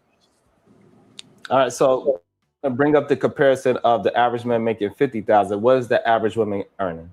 Well, the average man's making 52. The average black woman. I got to go back to what we he just said. talking about, it's two parts to that. So if we just talking about sex, is the physical. We talking about relationship, is the hypergamous. It's two different things. How do you even get to know a person to even get in a relationship? I think women who have less. And if you want to prove that, just look at some of these women who have kids and that are married that are beneath. That's, to be fair, and we got to make it personal. So we'll say for both of us, look at the women who are beneath our women. Like how many of those women who are beneath our women who are doing bad that still have families and still have husbands? That will go completely counter to what your point is. All right. So if you're going to bring up the comparison of the average man making 50,000, what is the average woman earning? Well, the average man's making 52. The average black woman's making 48. And mind you, we're talking about black women here. So the average black man is making how much? 52. You said change. Men, huh? 52 and some change. And the black woman is making 42. I mean, excuse me, not 42. 40. Okay, let's take that for the number that he said. Let's use that number that he's used right there. The black man makes $52. The black woman makes $48. What is the difference? $4. Now let's run that into. Could you honestly say that if you got 3 children, car, and all this other things that you could really raise a family on just your income? The way you guys are talking, that y'all on these splurges and all these other things like that, the way on that $52 a month or a week, what could you buy with that? We're just using to break it down into the whatchamacallit. What could you buy with that 52? And right, and whose hours? Are you trying to compare your women? That's a good point. They're shocking, Nulu. What women are you putting your woman on such a pedestal that you're talking about all women that are not with you or with Sharon or with Angryman or beneath your women? That's a good point. But I'm trying to find out where this nigga said that word hypergamy. 48. Right, so it's about 3,000 difference. Yeah, a little 4. Right, so that's a extra what? $100 a month. No, it's like an extra 400 a month, but yeah, something like that. Okay, so I think we need look at Tyranny down there chomping at the bit. Look at it. She can't believe what she's hearing. I hope for y'all single women that y'all never run into folks like these, men like these. And I'm gonna use that term loosely. You included in that, Sharon. I can understand, to be quite honest with you, and this might be wrong for me to say, but I can understand why you don't deal with black women. I really don't. Yeah, he meant the niggas on the panel, that all the other women in the world are beneath Trey's wife or his girlfriend, Angryman's wife or girlfriend, Sharon's girlfriend or wife, and his girlfriend or wife. Everybody else, y'all beneath them women. That's what he's saying. To stop acting as if that extra $300 to $400 is like, no, let's be honest. It's not an extra, right? It's an extra 48. It's a game breaker for a lot of people. It's not an extra 400, Sharon. It's the extra 48 because she brings all her money to the household. 48 compared to 52. So okay, right, 48 to 52 is not a okay, but wait a minute. You just saying the argument that y'all was trying to blast Sharon out about is the fact that women need to stay at home. Am I right? This was the core argument here, that women need to stay at home. Women need to stay in their place, but yet you want her to go out like a trick and bring all the money back to her, because I only know one type woman that goes out, busts her ass, and bring the money back to the dude. Y'all know who I'm talking about, right? Huh? Y'all know who I'm talking about, right? Not that I'm calling your chick that, but hell, it came out your mouth. Bitch, get on out there and make that money. And when you're done, when you make that $48, bring it all back to me. And then get in there, cook me something to eat. Right. So what I'm saying with the average, right, is not as far. No, Ron, I'm not on your side, bro. 52 is more than 48. You were talking like most men are more hypergamous. That contradicts your point. Killing me. Yeah, because I'm not trying to be funny. If men were hypergamous, they'd have to date men. So the only men who are hypergamous are gay niggas. Men are hypogamous. They actually date down, marry down. Okay, there. So you heard it for yourself. I looked up that word. I thought I was mishearing what he said, but there's no word in the dictionary for what he just said. So he just created something to suit his narrative. And nobody, all these smart niggas on the panel called him out for it because they didn't know better. They didn't know better.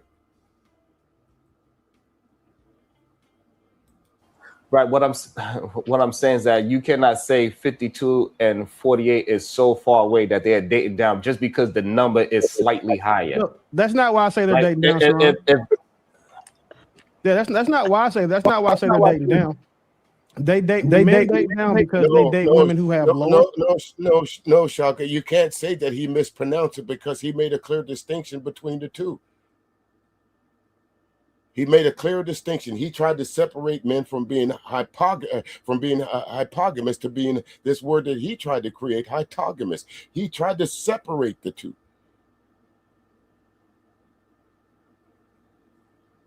Well, I'm mispronouncing it, but I wouldn't create a word. I wouldn't create a word. I'm not saying hypogamous is not a real word. He didn't say hypogamous. He said hypogamous. Are y'all not listening? Are you not hearing what I'm saying? You not think I reviewed this so to make sure that I knew what I was talking about? He did not say hi. Okay. Anyway, let's go. I'm not gonna argue at that point no more. Socioeconomic status, lower power, and typically when a man dates a woman, he's taking on more responsibility than he's getting help. That is not so. We know that is not true. No, we don't. We know it's true.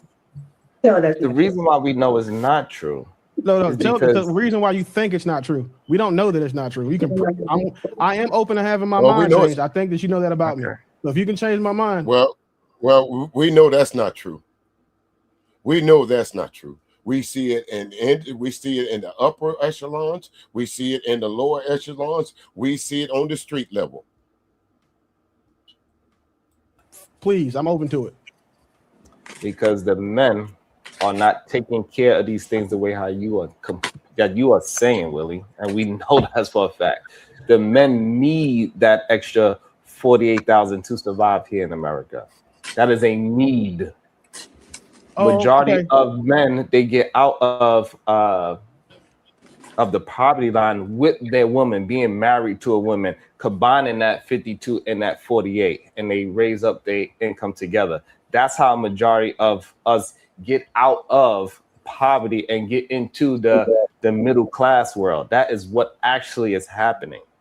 So we got to stop acting as if we are only talking about our women. So like black men and black women, we don't really do the hypergamous thing as much as the rest of the world do. Right. So, and we understand that because, we are in, the 52 to 48,000, we are equal majority of the time. So the hypergamous thing is different when we're talking about just black folks. It's a completely different conversation. I thought we were just talking about in general. So now, even if we were just talking about black folks, if we're talking in general, the fact still remains that women date up, men date down. But if you want to we can extrapolate and focus and hone in on on the black community, then yeah, I can concede to you that hypergamy is different for us. I can easily concede that point. It's different for us. But there's never going to be a concession that black women are less hypergamous than black men, because if anybody, black women date for survival and help more than any other race of women, because they have to. Not just. Did y'all ladies hear that? Black ladies down in my chat room, there are black ladies that's going to hear this. Did y'all hear that? That y'all date for survival. Now, I hate to bring up this stat, but the majority of the time, something happens or something bad happens to a black woman. Who's it done by? Who's it done by, ladies? Somebody that you know, somebody that you trust, or somebody that says that they love you. Am I wrong? If it's not because of the decisions they've made, it's just because of the hand they've been dealt a lot of times. And another reason why is that a lot of black women think they have to win. They have to work and fight against the black men who are fiercely loyal to them when it comes to who they're marrying. They think that we're the enemy a lot of the times, and then they spend the majority of their lives trying to go get these degrees and earn this money so they can be independent of a man. When a black man earns a lot, when we say if a black man gets a promotion or gets a bag, the first thing he thinks of is he wants a family. He wants to be able to provide more for his family. When a woman gets that same bag, she tends to think, well, I don't need a man now, so I can go be a boss babe and go do whatever I want to do. Well, you got the wrong woman. It's not the world's fault that the woman that you chose, that when she collected the bag, as you say, left you high and dry. Because we can flip that around, and we know what you're saying. Most men do. What's his name? Cat Williams said it best. When y'all niggas get some money, they already got a ready-made package for you. It comes a contract, and guess who's inserted in that? A blonde-haired white woman that's going to turn ugly in about 7 to 8 years. And when I say ugly, I don't mean looks. And not be under the authority nor the protection of a man. So that's a different conversation we can have. But even if we said generally speaking, sir, there's not a argument that can be made and supported with facts or statistics that are verifiable and from people outside of anything that you want to say is opinion based, that is, again, going to show that women are less hypergamous than men. The only men who are more hypergamous than other men are gay niggas. Well, Willie, before Sharon speak, because Sharon about to speak, I just want to, can you give me again more references to the alphabet community? Why?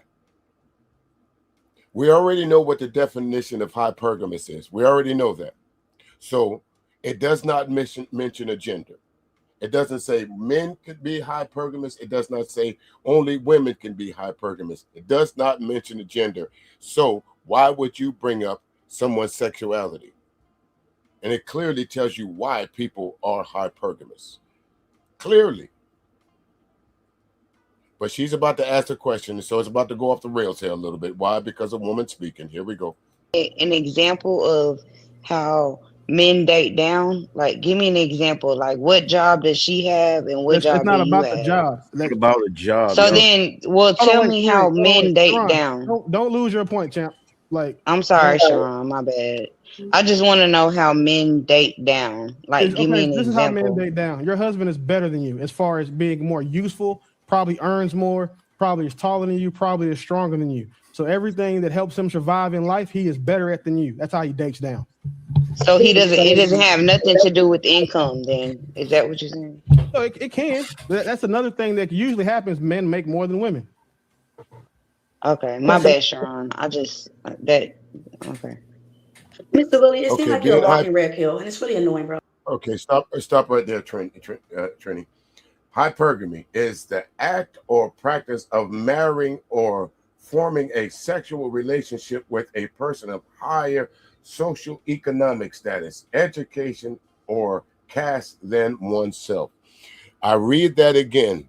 Does it mention women are more hypergamous? Does it mention men are more hypergamous? No, it just says, read it again. The act or practice of marrying. The act or practice of marrying or forming a sexual relationship. So maybe that's why you keep bringing up gay dudes there, Willie Beeman. No disrespect when I say that, but maybe that's why you keep bringing them up. Maybe you go out in the alphabet community and find men that's in the white collar, Richmond. I don't know. Let me be quiet. Let me get up out of that. Like, you're not speaking in reality. I couldn't give all this talking down on women, all this like, oh, man, date down. I mean, women was created for you. We are your gift. We are the crown on your head. Read your scripture. But men do date down. So like, at the end of the day, it's a reality. Like, if you want to be, if I'm annoyed, you want to be disrespectful, the fact that you're married proves that men date down. How many women are out there? Let me finish. How many women are out there giving felons? How many women are out there giving felons a chance? How many women are out there giving? Hold on. Let me finish. How many women are out there giving baby daddies a chance? You tell How many women are out there? How many women are out there? And not give us statistics. Can you wait? I'll wait. No, give us because 52,000 a year. Let her go. All you gotta do is let her talk. It's an easy kill. Go ahead. Thank you. Appreciate it. 52,000 a year ain't much.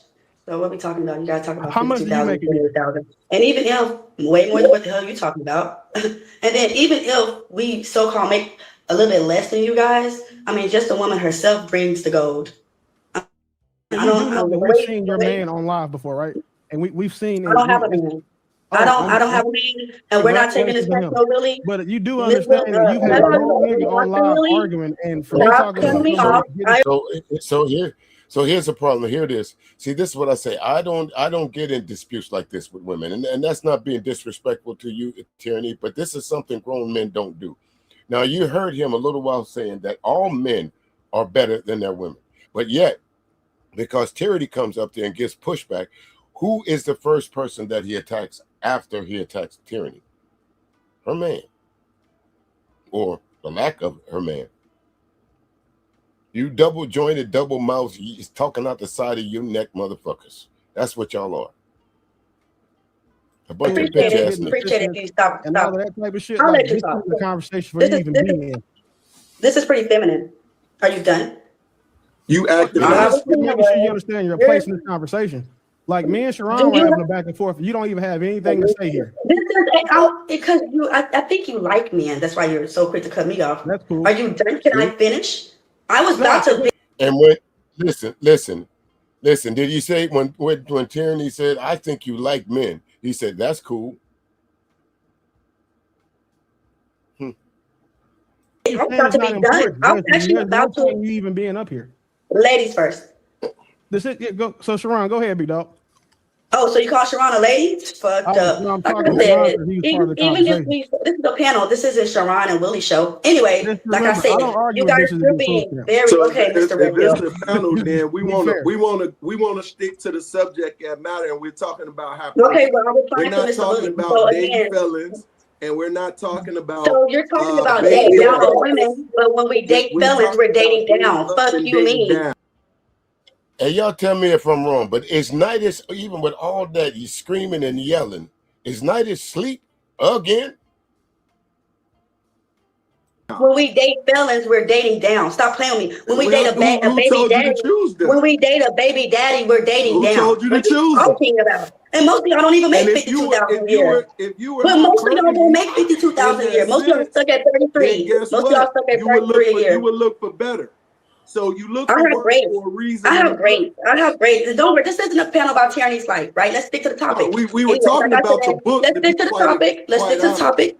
Stop talking, y'all. After everything that's going on with Carmelo and the other black kids that got killed by the Chinese man, the last thing we should be saying is that black women is bringing you guys down. We're the ones out there fighting for us too. Remember nobody that. say that. So we gonna kill that argument, and we're gonna stick with the hypergamy argument.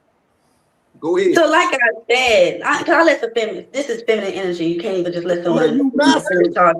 I mean, like Sharon said, you guys are being disingenuous.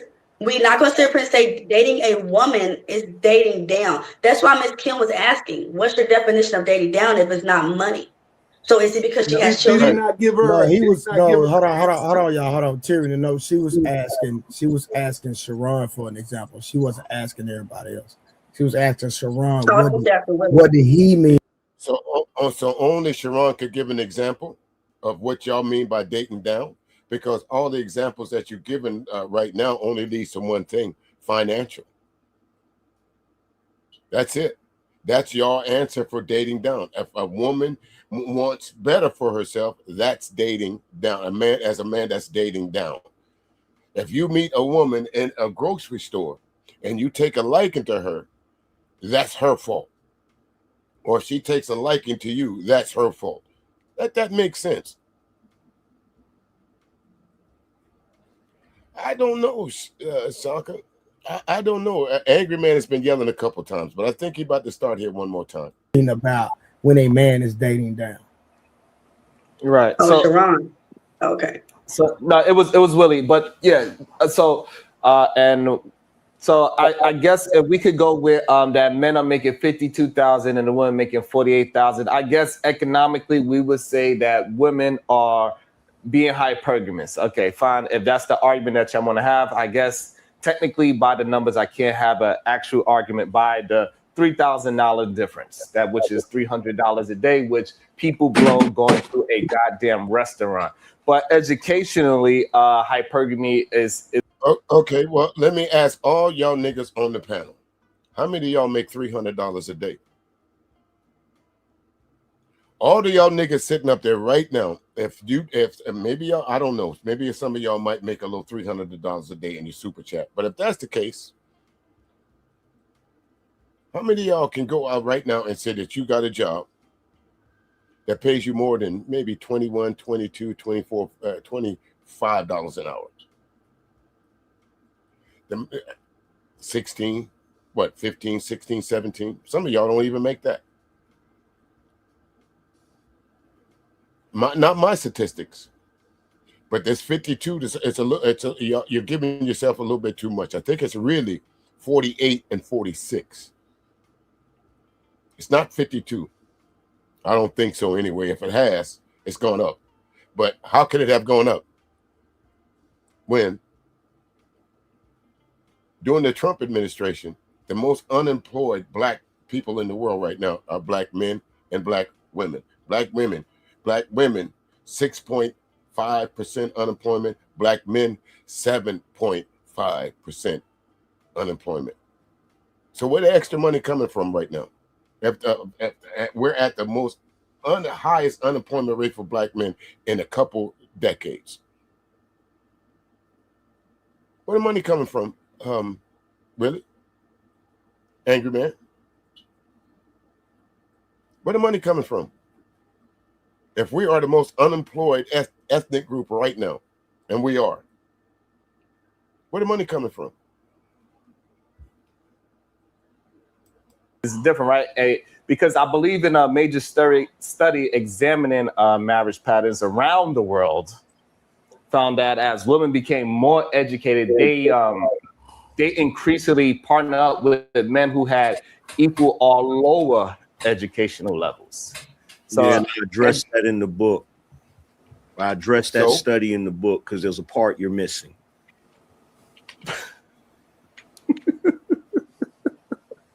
That shit is crazy. Go ahead and cook it. You could have said that when I finished with the talking, bro. But do y'all not want to be educated? Yo, Is that what you're saying? And so, bro, I'm a holler. Also, men may also be. Hold on. What's your name? I'm a holler at you later, fam. I got. Sandwich eating pot belly, no content, have a motherfucker. Yeah, I'm talking to you, nigga. I'm talking to you and your little buddy Tyranny down here. Like niggas can't even have a damn conversation about the shit without y'all's extra. Right. So hold on. Am, don't go because we reading your book respectfully, right? So we're not finna do that respectfully. So I'm gonna get back to reading your book, and we're gonna let Angryman make his points. If y'all can't let him make his points, then I'm just gonna have to start doing what I need to do. And I'm not trying to go that route. All right. So let's just stay with the conversation. If we can't stay with the conversation, like I said, I'm doing this. Bridget, you hear that? You hear that, Bridget? Oh, Angryman, please don't go. Oh, Angryman, the stream is really about you, and it hasn't been. And it really shouldn't be about you. Fuck the Angryman standards. There is no standard in that book. It's opinions. There is no standards there. And look at him, like the little bitch that he is. I'm taking my ball and going home. Y'all won't let me talk. Sharon's making fun of me.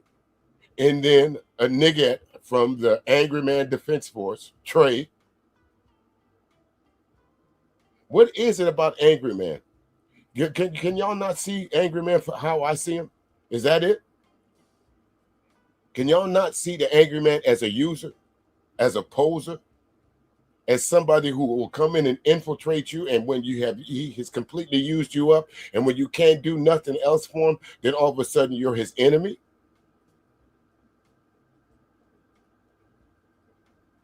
Supporting him. If Sharon got a book, I'll support him. I'll support anybody that has a book and put it out there to the people for them to purchase and put money in your pocket for you and your family. That's what I do. So it's all about Angryman, respectfully, right? So I chose to do this with my platform tonight. All right. Why? So Hey, get to these super chats real quick before we move this conversation forward. This nigga gotta go. Okay, hold on. All right, bet. Let me read this super chat. Yo, so Sharon, are you talking about a 2012 study? Hold on. Damn, let me get the super chat. Oh, we don't talk about people who not on the panel. It doesn't. No, I'm talking about the talking point. What are you talking about? I'm talking about the talking point about dating felons. What are you talking about? We're not talking about her. We're talking about her talking point. But go ahead, Angry. No, that's still not dating down, because a lot of times women will date dudes that's felons or dudes that's from prison because they feel those dudes can protect them. So that's still choosing a man. Okay. See, this is a part here. How can a felon protect you? Number one, literally, he cannot have a gun, depending on what crime he did. Literally, he cannot own a firearm. So that part of the protection goes out the door. What are you going to do? Somebody break into your house. Tell him to get out? He has no job. Now, for all the brothers and the sisters that's been incarcerated, what is the hardest thing to get after you've been incarcerated? A job. You know why? Because on the application they ask you, have you ever been convicted or have been a felony in the last 7 years? And right, El Booker, you can't vote either. So you have no voice in the community. But these niggas are going to say about them. I'm not going to tell it. You let them tell it to you. For something that he can do that she possibly can't do as well. And it's the same thing. Like what? So you saying a man that's in prison? Nigga, while you was in jail, you thought her life stopped? If the car broke down, you don't think she got the car fixed? If there's no groceries in the house, you don't think she went out and shopped for groceries? If the kids needed to be picked up or taken to school, you don't think she did all of that? She had no choice because your trifling ass did something voluntarily to go to prison for.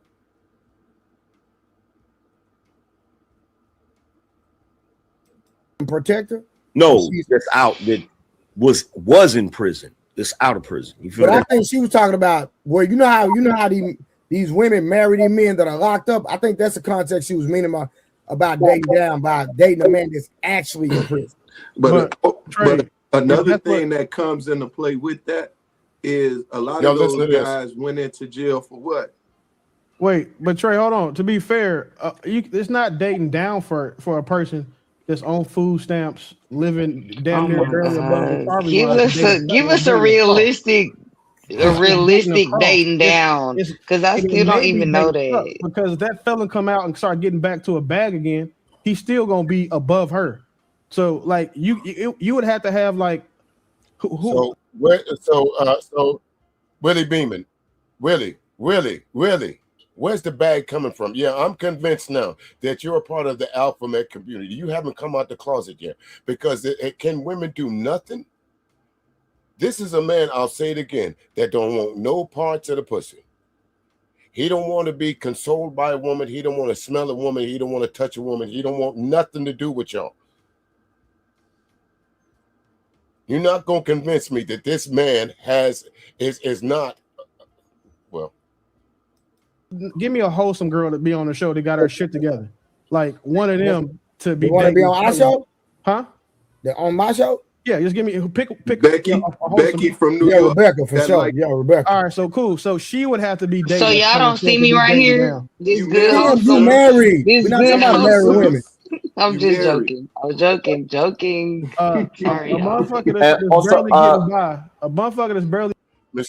Miss Lady, why would you want to interject yourself in that part of that conversation? Of course they see you. And if they thought you were one of those wholesome women they were talking about, they would have mentioned you first. Marriage had nothing to do with it. What are you talking about? The woman that they're talking about, I seen her and I know why they're talking about it. Because she's cute, because she's pretty, because she's delightful.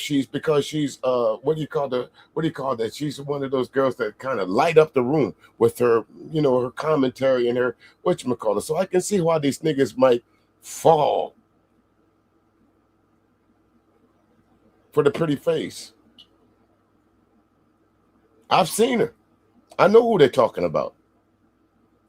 The Jessica X. That might be Jessica X. She finally decided to put herself up on the screen and stop showing y'all nigga the side boob, because that drove y'all niggas off the chain. That accent and that side boob, y'all niggas went crazy. Tell me I'm wrong. Getting by, you know what I'm saying, with a bunch of kids in a one-bedroom apartment, you know what I'm saying, with a dirty bathroom, dating a felon, that's not dating down, that's dating across. Because his cell was probably cleaner than the apartment was. So we can't say that that's dating down. And a lot of them went to jail for hustling. So they have potential. They just put the potential in something that was, you know, deemed negative. Which do y'all hear those excuses? Are you conflating a jail cell to a house or an apartment or a dwelling? There's nothing comfortable about a jail cell. There's a metal toilet in there. There's a metal sink in there. You're sleeping on plastic on a metal rack. And folks, whether you want to clean it up, the CO gonna come by every day and knock on that door and tell you time to eat. And before you come out your cell, make sure it's clean, or I'm gonna put you in the hole.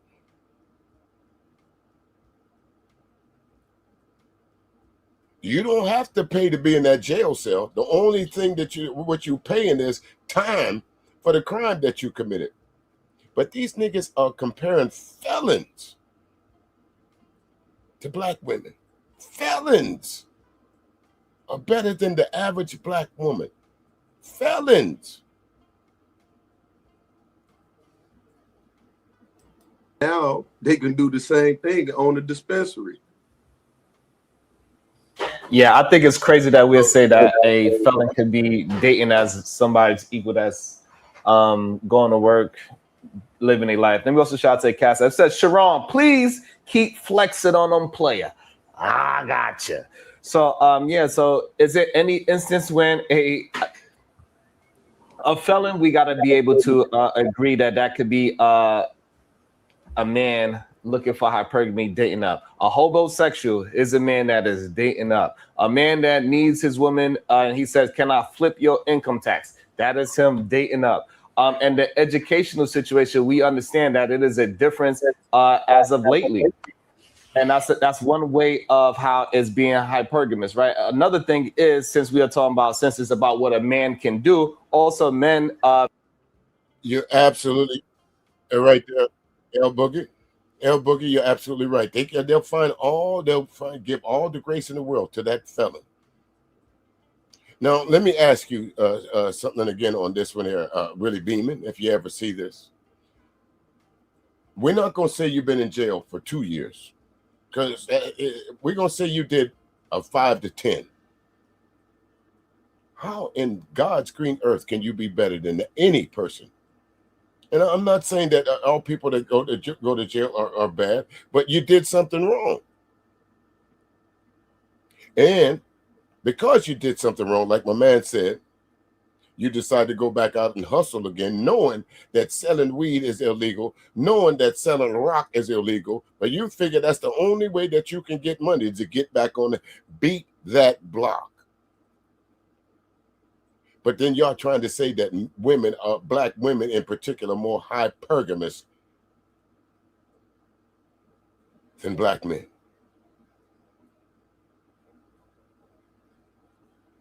May actually be more hypergamous when it comes to their attractiveness as well, right?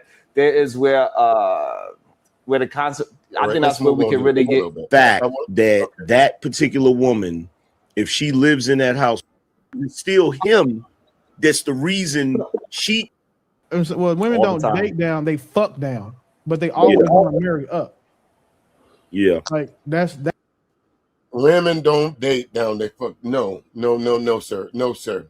Okay, first of all, I can't even touch that. There's nothing I can say about that. I am just convinced now. Again, Willie Beeman, you won't know parts of the pussy. Because I can guarantee a woman could be buck naked on the zebra. She could have one leg, a crooked eye. She could have all kinds of shit wrong with her. But one of you niggas will still hit. Tell me I'm wrong. One of you niggas will still hit. That's what women won't be dating down. Like they won't have long-term relationships with niggas beneath them because in black women, I just think it's impossible for them to do so because everything about how they respect men is tied to what he can do for her. So a dude who has less than her can't do much for her, but she'll fuck him though. Yeah, but that's that nigga to make sure waffles at Waffle House. But that's my point. The point that I'm making is that even at a man's bare minimum, there is something that the woman can benefit from. Like what? Ladies, I'll ask y'all this question. If a man gives you his bare minimum, what is the benefit of that? Please, one of y'all ladies down in the chat room, tell me that right there. As a matter of fact,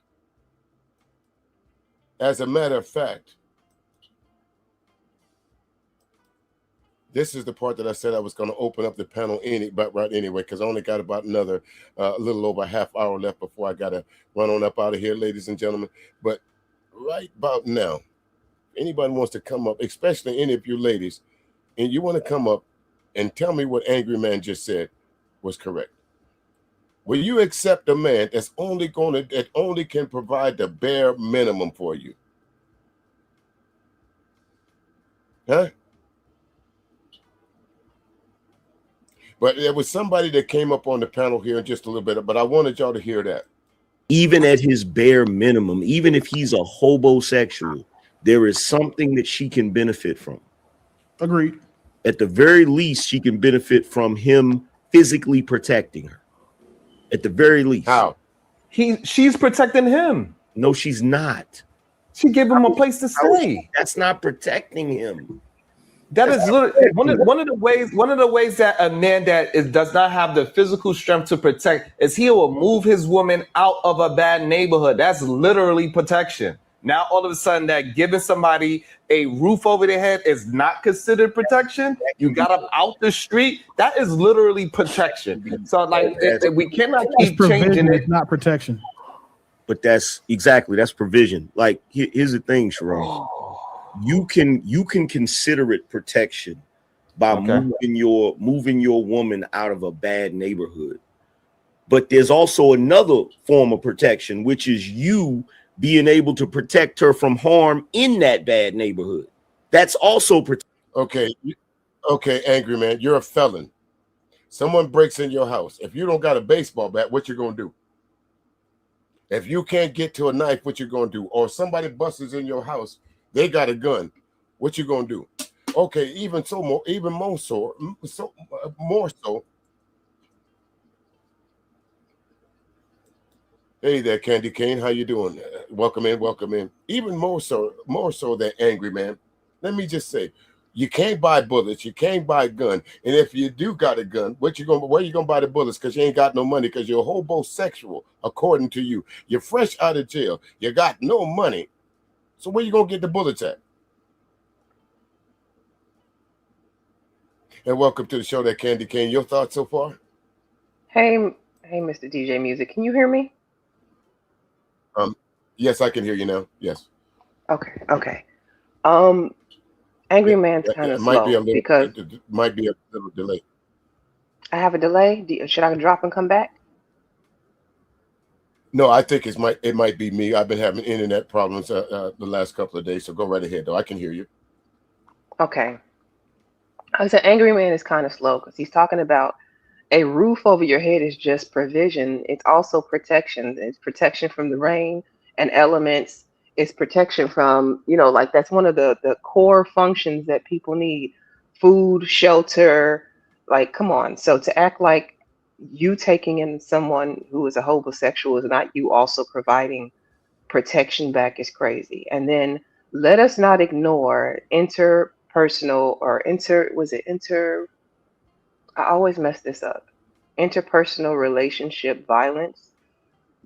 Chances are you talking about him protecting you like he's most likely to be the one to cause you harm anyway as a homosexual in your house. And I'm not saying that's for. You're right. Go ahead. You're absolutely right.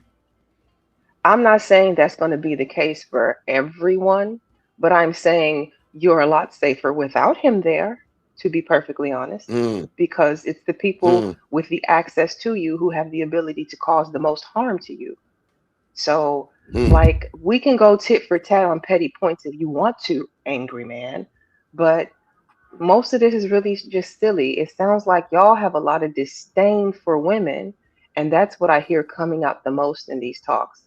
Just say that you believe that men are fundamentally better than women on every level, no matter what, and then we can move the conversation along.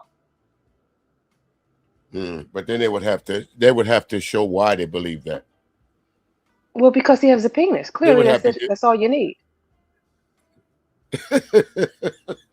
Tallywhacker, that's all they need. That makes them Tallywhacker, better that's it. automatically. I mean, what other reason? You said because he's taller. Just because a man is taller than me does not mean that he is physically more strong, or like that. That would have to do with his muscle mass. That would have to do with a lot. I could be a very strong woman, and he could be a very lanky, tall man. Like, I've seen some dudes get ragdolled around. That's not typically the case in relationships, but I'm just saying, like, some of the things that he's thrown out there are just talking points. It's not like, if you go out, step outside and look in reality, these people aren't moving the way these people on the internet move. That's why I'm like, y'all say y'all are happy with the women that you chose, and I don't hear any of that at all. Ain't no way. You're Candy Cane, you hit on a point. There's absolutely no way that you could be happy with the woman that you chose if you're on a stream 10, 11, 13 hours a day. Absolutely no way. You cannot be happy at home. Your house cannot be happy if you are on a stream. I can understand if you own your stream and you're making money there, but you're on other folks' platforms. There's no way that these men that say that they got their shit together, as you're saying, Candy Cane. But wait a minute, I'm going to go back, because you said something that is going to come up here in a little while. I've noticed this conversation down in the chat room that says, what women think like this. Y'all about to hear one. Listen. Protection. If you're a dude that lives in a neighborhood where you're the type of guy, don't nobody play with you, don't nobody want to mess with you. There's literally women, like for instance, prime example, my wife, when she was younger, she could literally walk through Queensbridge just off the strength of who her father was. Nobody bothered her. Yeah. That's to pick equal things. But there's also another study, right? No, for black people. And what I noticed is that, there's a lower number of black men that go to college than black women, but it's not so the gap isn't that big. I think it was like, if I'm not mistaken, I think it was somewhere like 100,000. Nigga, the gap is huge. 60, almost 70% of the black folks that go to college are women. The gap is huge. Am I wrong, Candy Cane? You are not wrong. You are not wrong. And don't get me wrong, I do know difference. Again, right? I told you as far as and so that. Go ahead. No, I was saying, don't get me wrong. I do acknowledge that there are men who have gone to college and gotten higher education degrees. I talk about my brother all the time. He's a PhD doctor. So where credit is due, credit is often given. But these Negroes on these panels don't sound like these people. No, these niggas went to Kick and Buck Tech. Hey there, Tip for Taff. How you doing? How's the little one? Good to see you. Welcome in. Yeah, these niggas graduated from Kick and Buck Tech. Here we go. That's why I said that gap is shrinking, Angryman, and maybe that's why I would say maybe we could come to a middle where like the women hypergamy and the men hypergamy is just a little slightly different. I don't want nobody jumping in. All right, real quick. Hey, Rob came up. She said she's gonna go to bed. She just want to interject real quick. So go ahead, Rob. Okay, Candy. Before I'm glad you came up here. Before I say anything, I want you to pay close attention to what Raw G or Raw B is saying, okay? And you tell me, do you agree with her? I'm glad you came up here, so because I don't want to have to speak to another woman. This part I had to practice to keep myself from refraining from. But you listen to this and you tell me. Just listen. I just came up here. Hey, I just came up here. Yeah, I know. I came up here to tell the truth. Let's not act like women don't be settling for dudes, right? No woman really wants a man that is of a lower status or caliber than her. They will have a filler, right? Y'all talk about this all the time, how women will have a roster of men, right? The man that's for sex, man that's for dating, this, that, and the third, or whatever. What these gentlemen are saying is true. 666 was a whole thing that y'all were arguing about ad nauseum because women want men that have 6 inches of penis, make 6 figures, and are over 6 feet tall, right? Because they want men.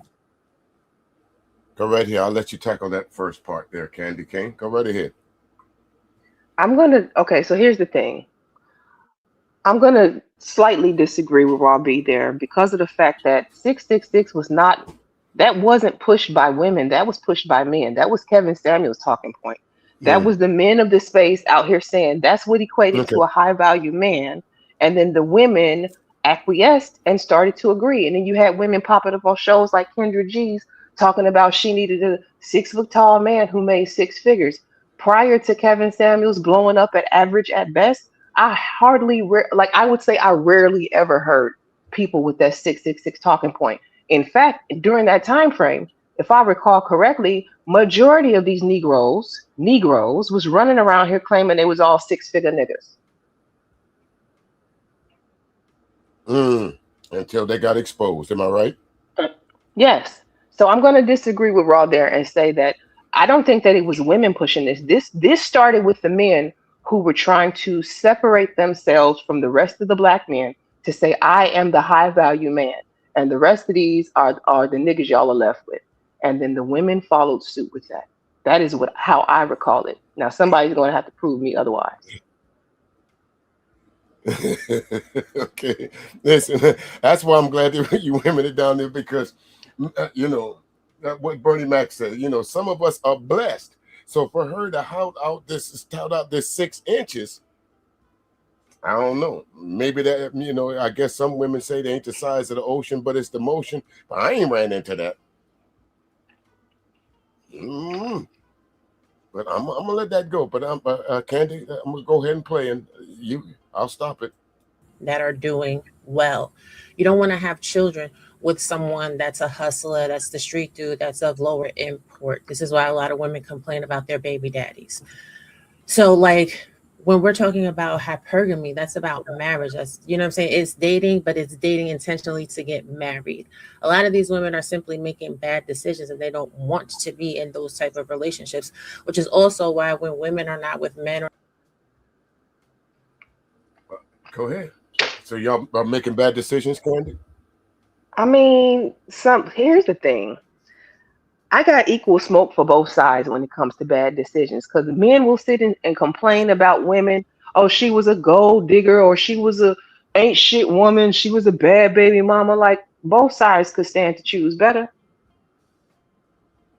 Both sides. I mean, both sides of the gender divide. Yes. Make bad decisions when it comes to who we choose as mates sometime. Or there would be no such things as breakup or divorce.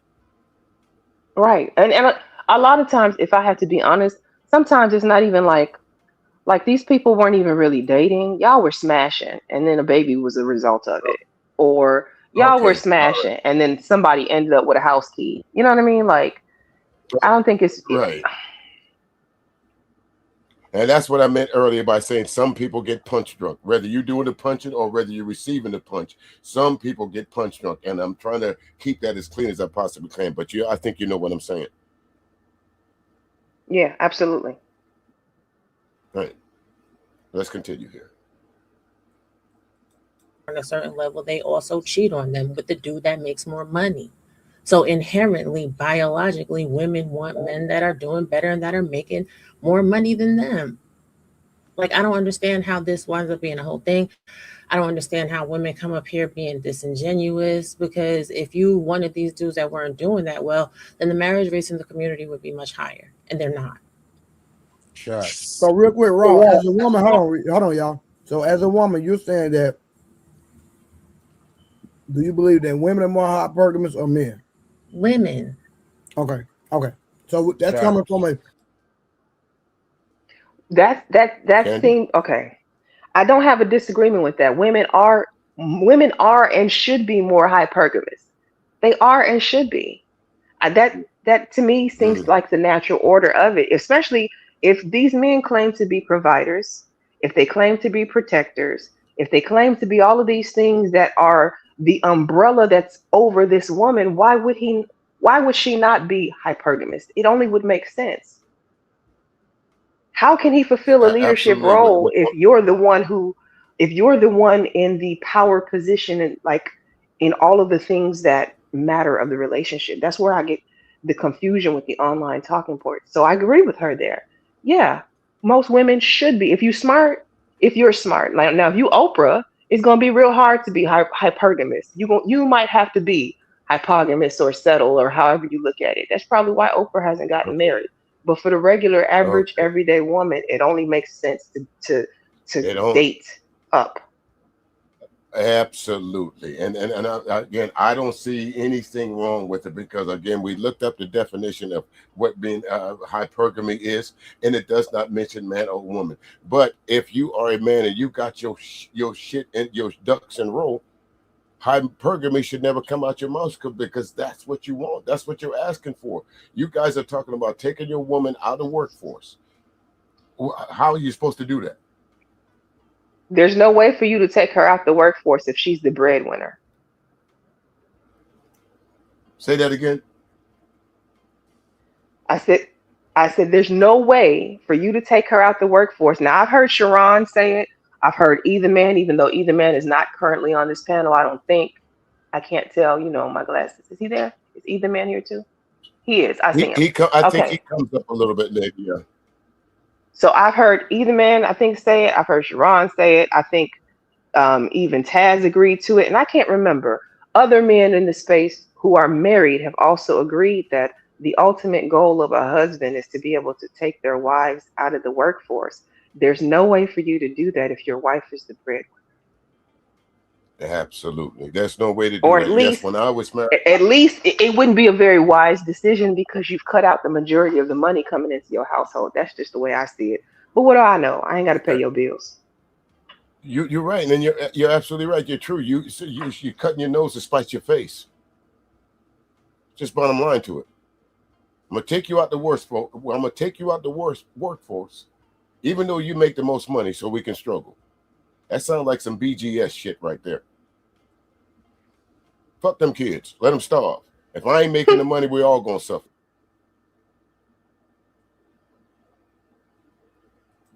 That's coming from a woman, Sharon. Do you have any pushback? Yeah, my pushback is more in the middle in this day and time. Is that women date up for the reasons that Raw's saying, and men also date up for the reasons that me and Angryman was starting to get to some kind of a middle ground with attractiveness and education. And I think that gap is shrinking in between the two. But I think using education is a disingenuous vantage point. It's a social status. Hold on, because you don't. Candy, would education should that be a factor? And wouldn't it be a factor because 64% of y'all women are just by proxy, you get paid more because we all know if you got that college degree, you can get paid more. I don't know that I heard that correctly. So Sharon is saying that men date up and choose women with college degrees so that they can be hypergamous, so that they can come up off of her having that college degree. Is that what I heard? I'll try it again, but I thought so. Let me back up a little bit here. Let me see exactly what he said. Get married. A lot of these women are simply making bad decisions and they don't want to be in those type of relationships, which is also why when women are not with men on a certain level, they also cheat on them with the dude that makes more money. So inherently, biologically, women want men that are doing better and that are making more money than them. Can you pause it? Can you like, I pause don't it? understand how this winds up being a whole thing. I don't understand how women. Go right ahead. So while Rob B does have a point, I've heard in some cases women will cheat with men with more money. I've also heard that women will be in relationships with men who make money and cheat with a broke nigga. Like, what does that even mean? My side piece. Right. I've known some women who have stepped out with men who were financially less than their husbands. Like, I don't know if that was really a good point to I don't think that women cheat with men who make more. I think that they leave the men they're with to get with men who make more. Right, exactly. No. Because believe me, again, living on the West Coast, I was in around some places that were privy to a whole lot of men made more money than me.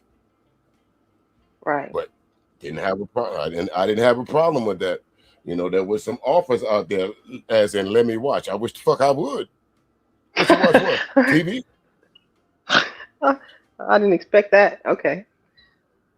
But you got to be honest, though. So again, all these folks out there talking about that women only cheat on someone with more money. That's crazy. It's not true at all. No. It's not true. I mean, let me say, not that it's not true. That's not 100% of the cases. That's some of the cases, but we can all. That's why when I came up, I said I can always offer a counterpoint to any point that's provided. I mean, it's just that's how life works. It's no absolute. Right. There is no absolutes. Absolutely, there's no absolutes. Come up here being disingenuous, because if you wanted these dudes that weren't doing that well, then the marriage rates in the community would be much higher, and they're not. Sure. So real quick, Rob, as a woman, hold on, y'all. So as a woman, you're saying that, do you believe that women are more hypergamous or men? Women. Okay. So that's coming from a woman, Sharon. Do you have any pushback? Yeah, my pushback is more in the middle in this day and time, is that women date up for the reasons that Raw is saying, and men also date up for the reasons that me and Angryman was starting to get some kind of a middle ground with attractiveness and education. And I think that gap is shrinking in between the two. Well, go right ahead. Candy, is that the part you wanted to hear? That's what I thought he said, but I thought these men online said F your degrees and F your education. It means nothing. So what do you mean they dating up because of attractiveness and education? When did that start happening? Angryman got roasted by the blue-haired guys, what I call them, talking about y'all degrees were only good for basket weaving. Yeah, I remember the underwater basket weaving conversation. I recall that. Yeah, what kind of shit is that? So now all of a sudden y'all are looking for women who are attractive and have degrees. I thought the degrees was pieces of paper y'all could wipe your asses with. I'm confused. Oh, that's what I heard. That's what I heard, Candy. That's been the biggest thing. You got to be a six-figure nigga. Don't worry about their degrees, because they mean nothing to us. We don't care how smart you are. All we want you for is to get married, have our babies, cook our meal, and take care of our sexual appetite. That's what they were saying, at least for the last 3 to 4 years. Longer than that. I mean, even around the whole C-19 thing, like, you know how many people around C-19, I think it was around the same time Game of Thrones was out, or maybe Game of Thrones had just ended around that time. I can't recall. But I do remember the winter is coming. Do you remember that slogan was big in these spaces? Winter is coming. They were salivating at the mouth at the potential of women being in dire need of their finances, and how they were going to dangle that $40 in our faces. I do recall that. $40, because that's what they attributed on to. $40. All it's going to take is a BGS quote. Exactly. All it's going to take, fellas, go get your Astro band, go to the ATM, get you $40, and you'll be able to, after C-19 is done, you'll be able to have these women come back to the table begging. All you're going to need is $40. That is a BGS quote. Tell me I'm wrong. I got it on wax. using education is a disingenuous vantage point. It's a social status. Hold on, because you don't want anybody to interrupt you, so please don't interrupt me. It's disingenuous in this conversation because men can go to trade school. A man could get a trade for 8 months and come out the gate making $100,000 a year. HVAC, electricians, and that still would put them in a higher category of rank than most women. So no, it doesn't. No, it doesn't, Robbie. No, it doesn't. If that's the Listen. case, then why is it that the people who make over 100,000 is such a small crowd? If that's the case, then why aren't they doing it? If all it takes is 8 months of determination, why are so many people content with being at the bottom and not achieving that amount? Don't forget getting out of jail too. Now that's part of the equation. These guys can come out of jail, get go to a trade school, get their HVAC license or get their whatchamacallit license, and everything's fine. She forget that some contracts you can't go after based on what you did. There's some places that you can't work based on what you did. Some states and some cities won't give you a license based on what you did to operate, based on what you did. But even if you take the chunk of men who have never been to jail, even if you take the chunk of men, Mr. DJ, who's never been to jail, right? Because most black men have not been to jail, right? So if you take the chunk that has not been to jail and the chunk of that have not been to jail that are not college minded or are not equipped for college, why aren't they going? If it's so easy to go get these trades to make $100,000 a year, why would you ever settle for being average at, what was the number they gave? 54, 50? Why would you ever settle for average? 52. If all it would take you was 8 months, not even a full year, to go and learn a trade, why would you ever settle for being average? Does that show good leadership skills? Hell no. Not in the least bit. Not in the absolute.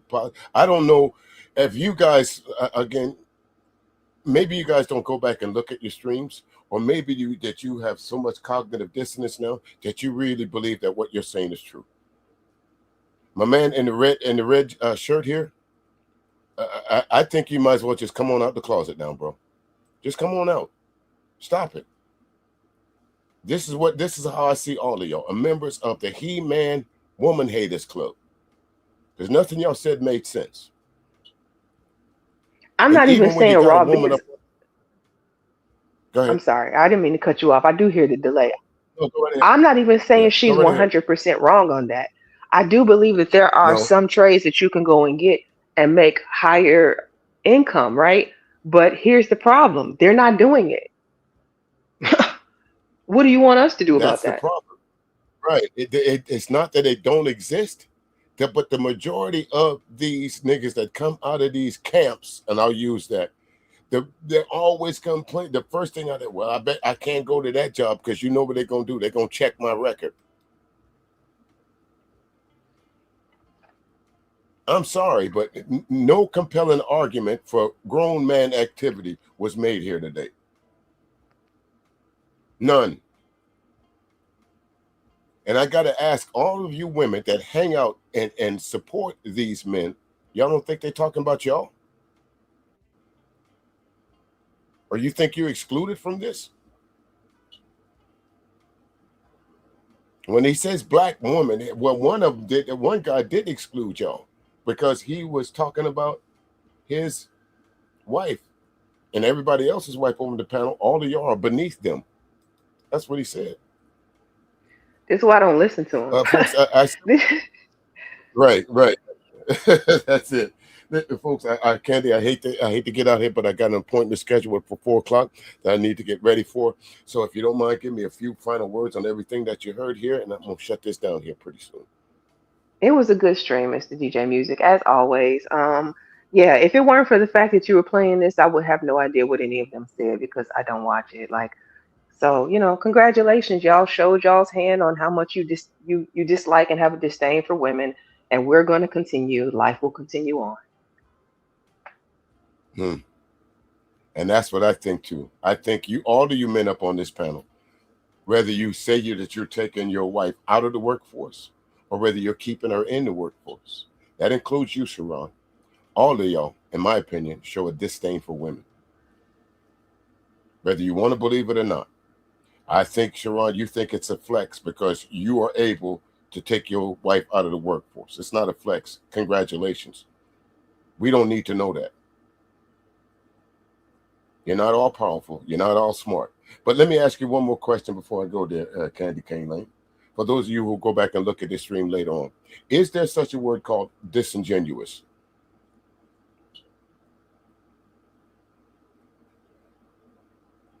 Oh, I think she left. But for those of you down here, is there such a word as disingenuous? Raw B thinks to think there isn't. There is no such word as disingenuous. I wish I had a little bit more time to play it, but you guys, matter of fact, I don't think you can go watch it, but I don't think most of y'all, no problem there, Candy King. But for all of y'all, there is such, Robbie, there is such a word as disingenuous, my dear. People use it every day. And this, my thing is, another word that was being used, that was called out, that's all you smart niggas didn't say, Robbie, there is such a word called disingenuous. Damn. She even put it on the screen for you. She even put it on the screen for you. But folks will say anything in defense of their own talking points. Again, time for me to go, ladies and gentlemen. You're welcome to leave a comment, like, subscribe if you like, share it if you want to. But if you leave me a nastygram, you know you're going to get one back. Till then, what's today, Thursday, if you're inclined to, and if you're into house music, from 7 p.m. Central to 1 a.m. Eastern, 2 great shows of some great house music DJs, so y'all might want to check it out. Classic R&B jams. As always, the description is down in the link is down in the description. Thank y'all so very much, but I gotta go. Look, all you motherfuckers been snitching for him and shit. Now you standing up in here and goddamn it talking about preach it, preacher. Fuck that nigga. Fuck that. I'm gonna shoot your ass too, motherfucker. Keep on. You gonna get shot too, nigga. You gonna get shot. God bless the fool, goddamn it. God bless the fool. Now, I'm gonna tell y'all something. I'm gonna end this goddamn thing. Look, where's that goddamn money bowl at? Who got that money bowl? We taking that money right now before you leave this bitch. We ain't leaving out here for free, motherfucker. Yeah. Y'all know the motherfucker ain't no good. You want, look,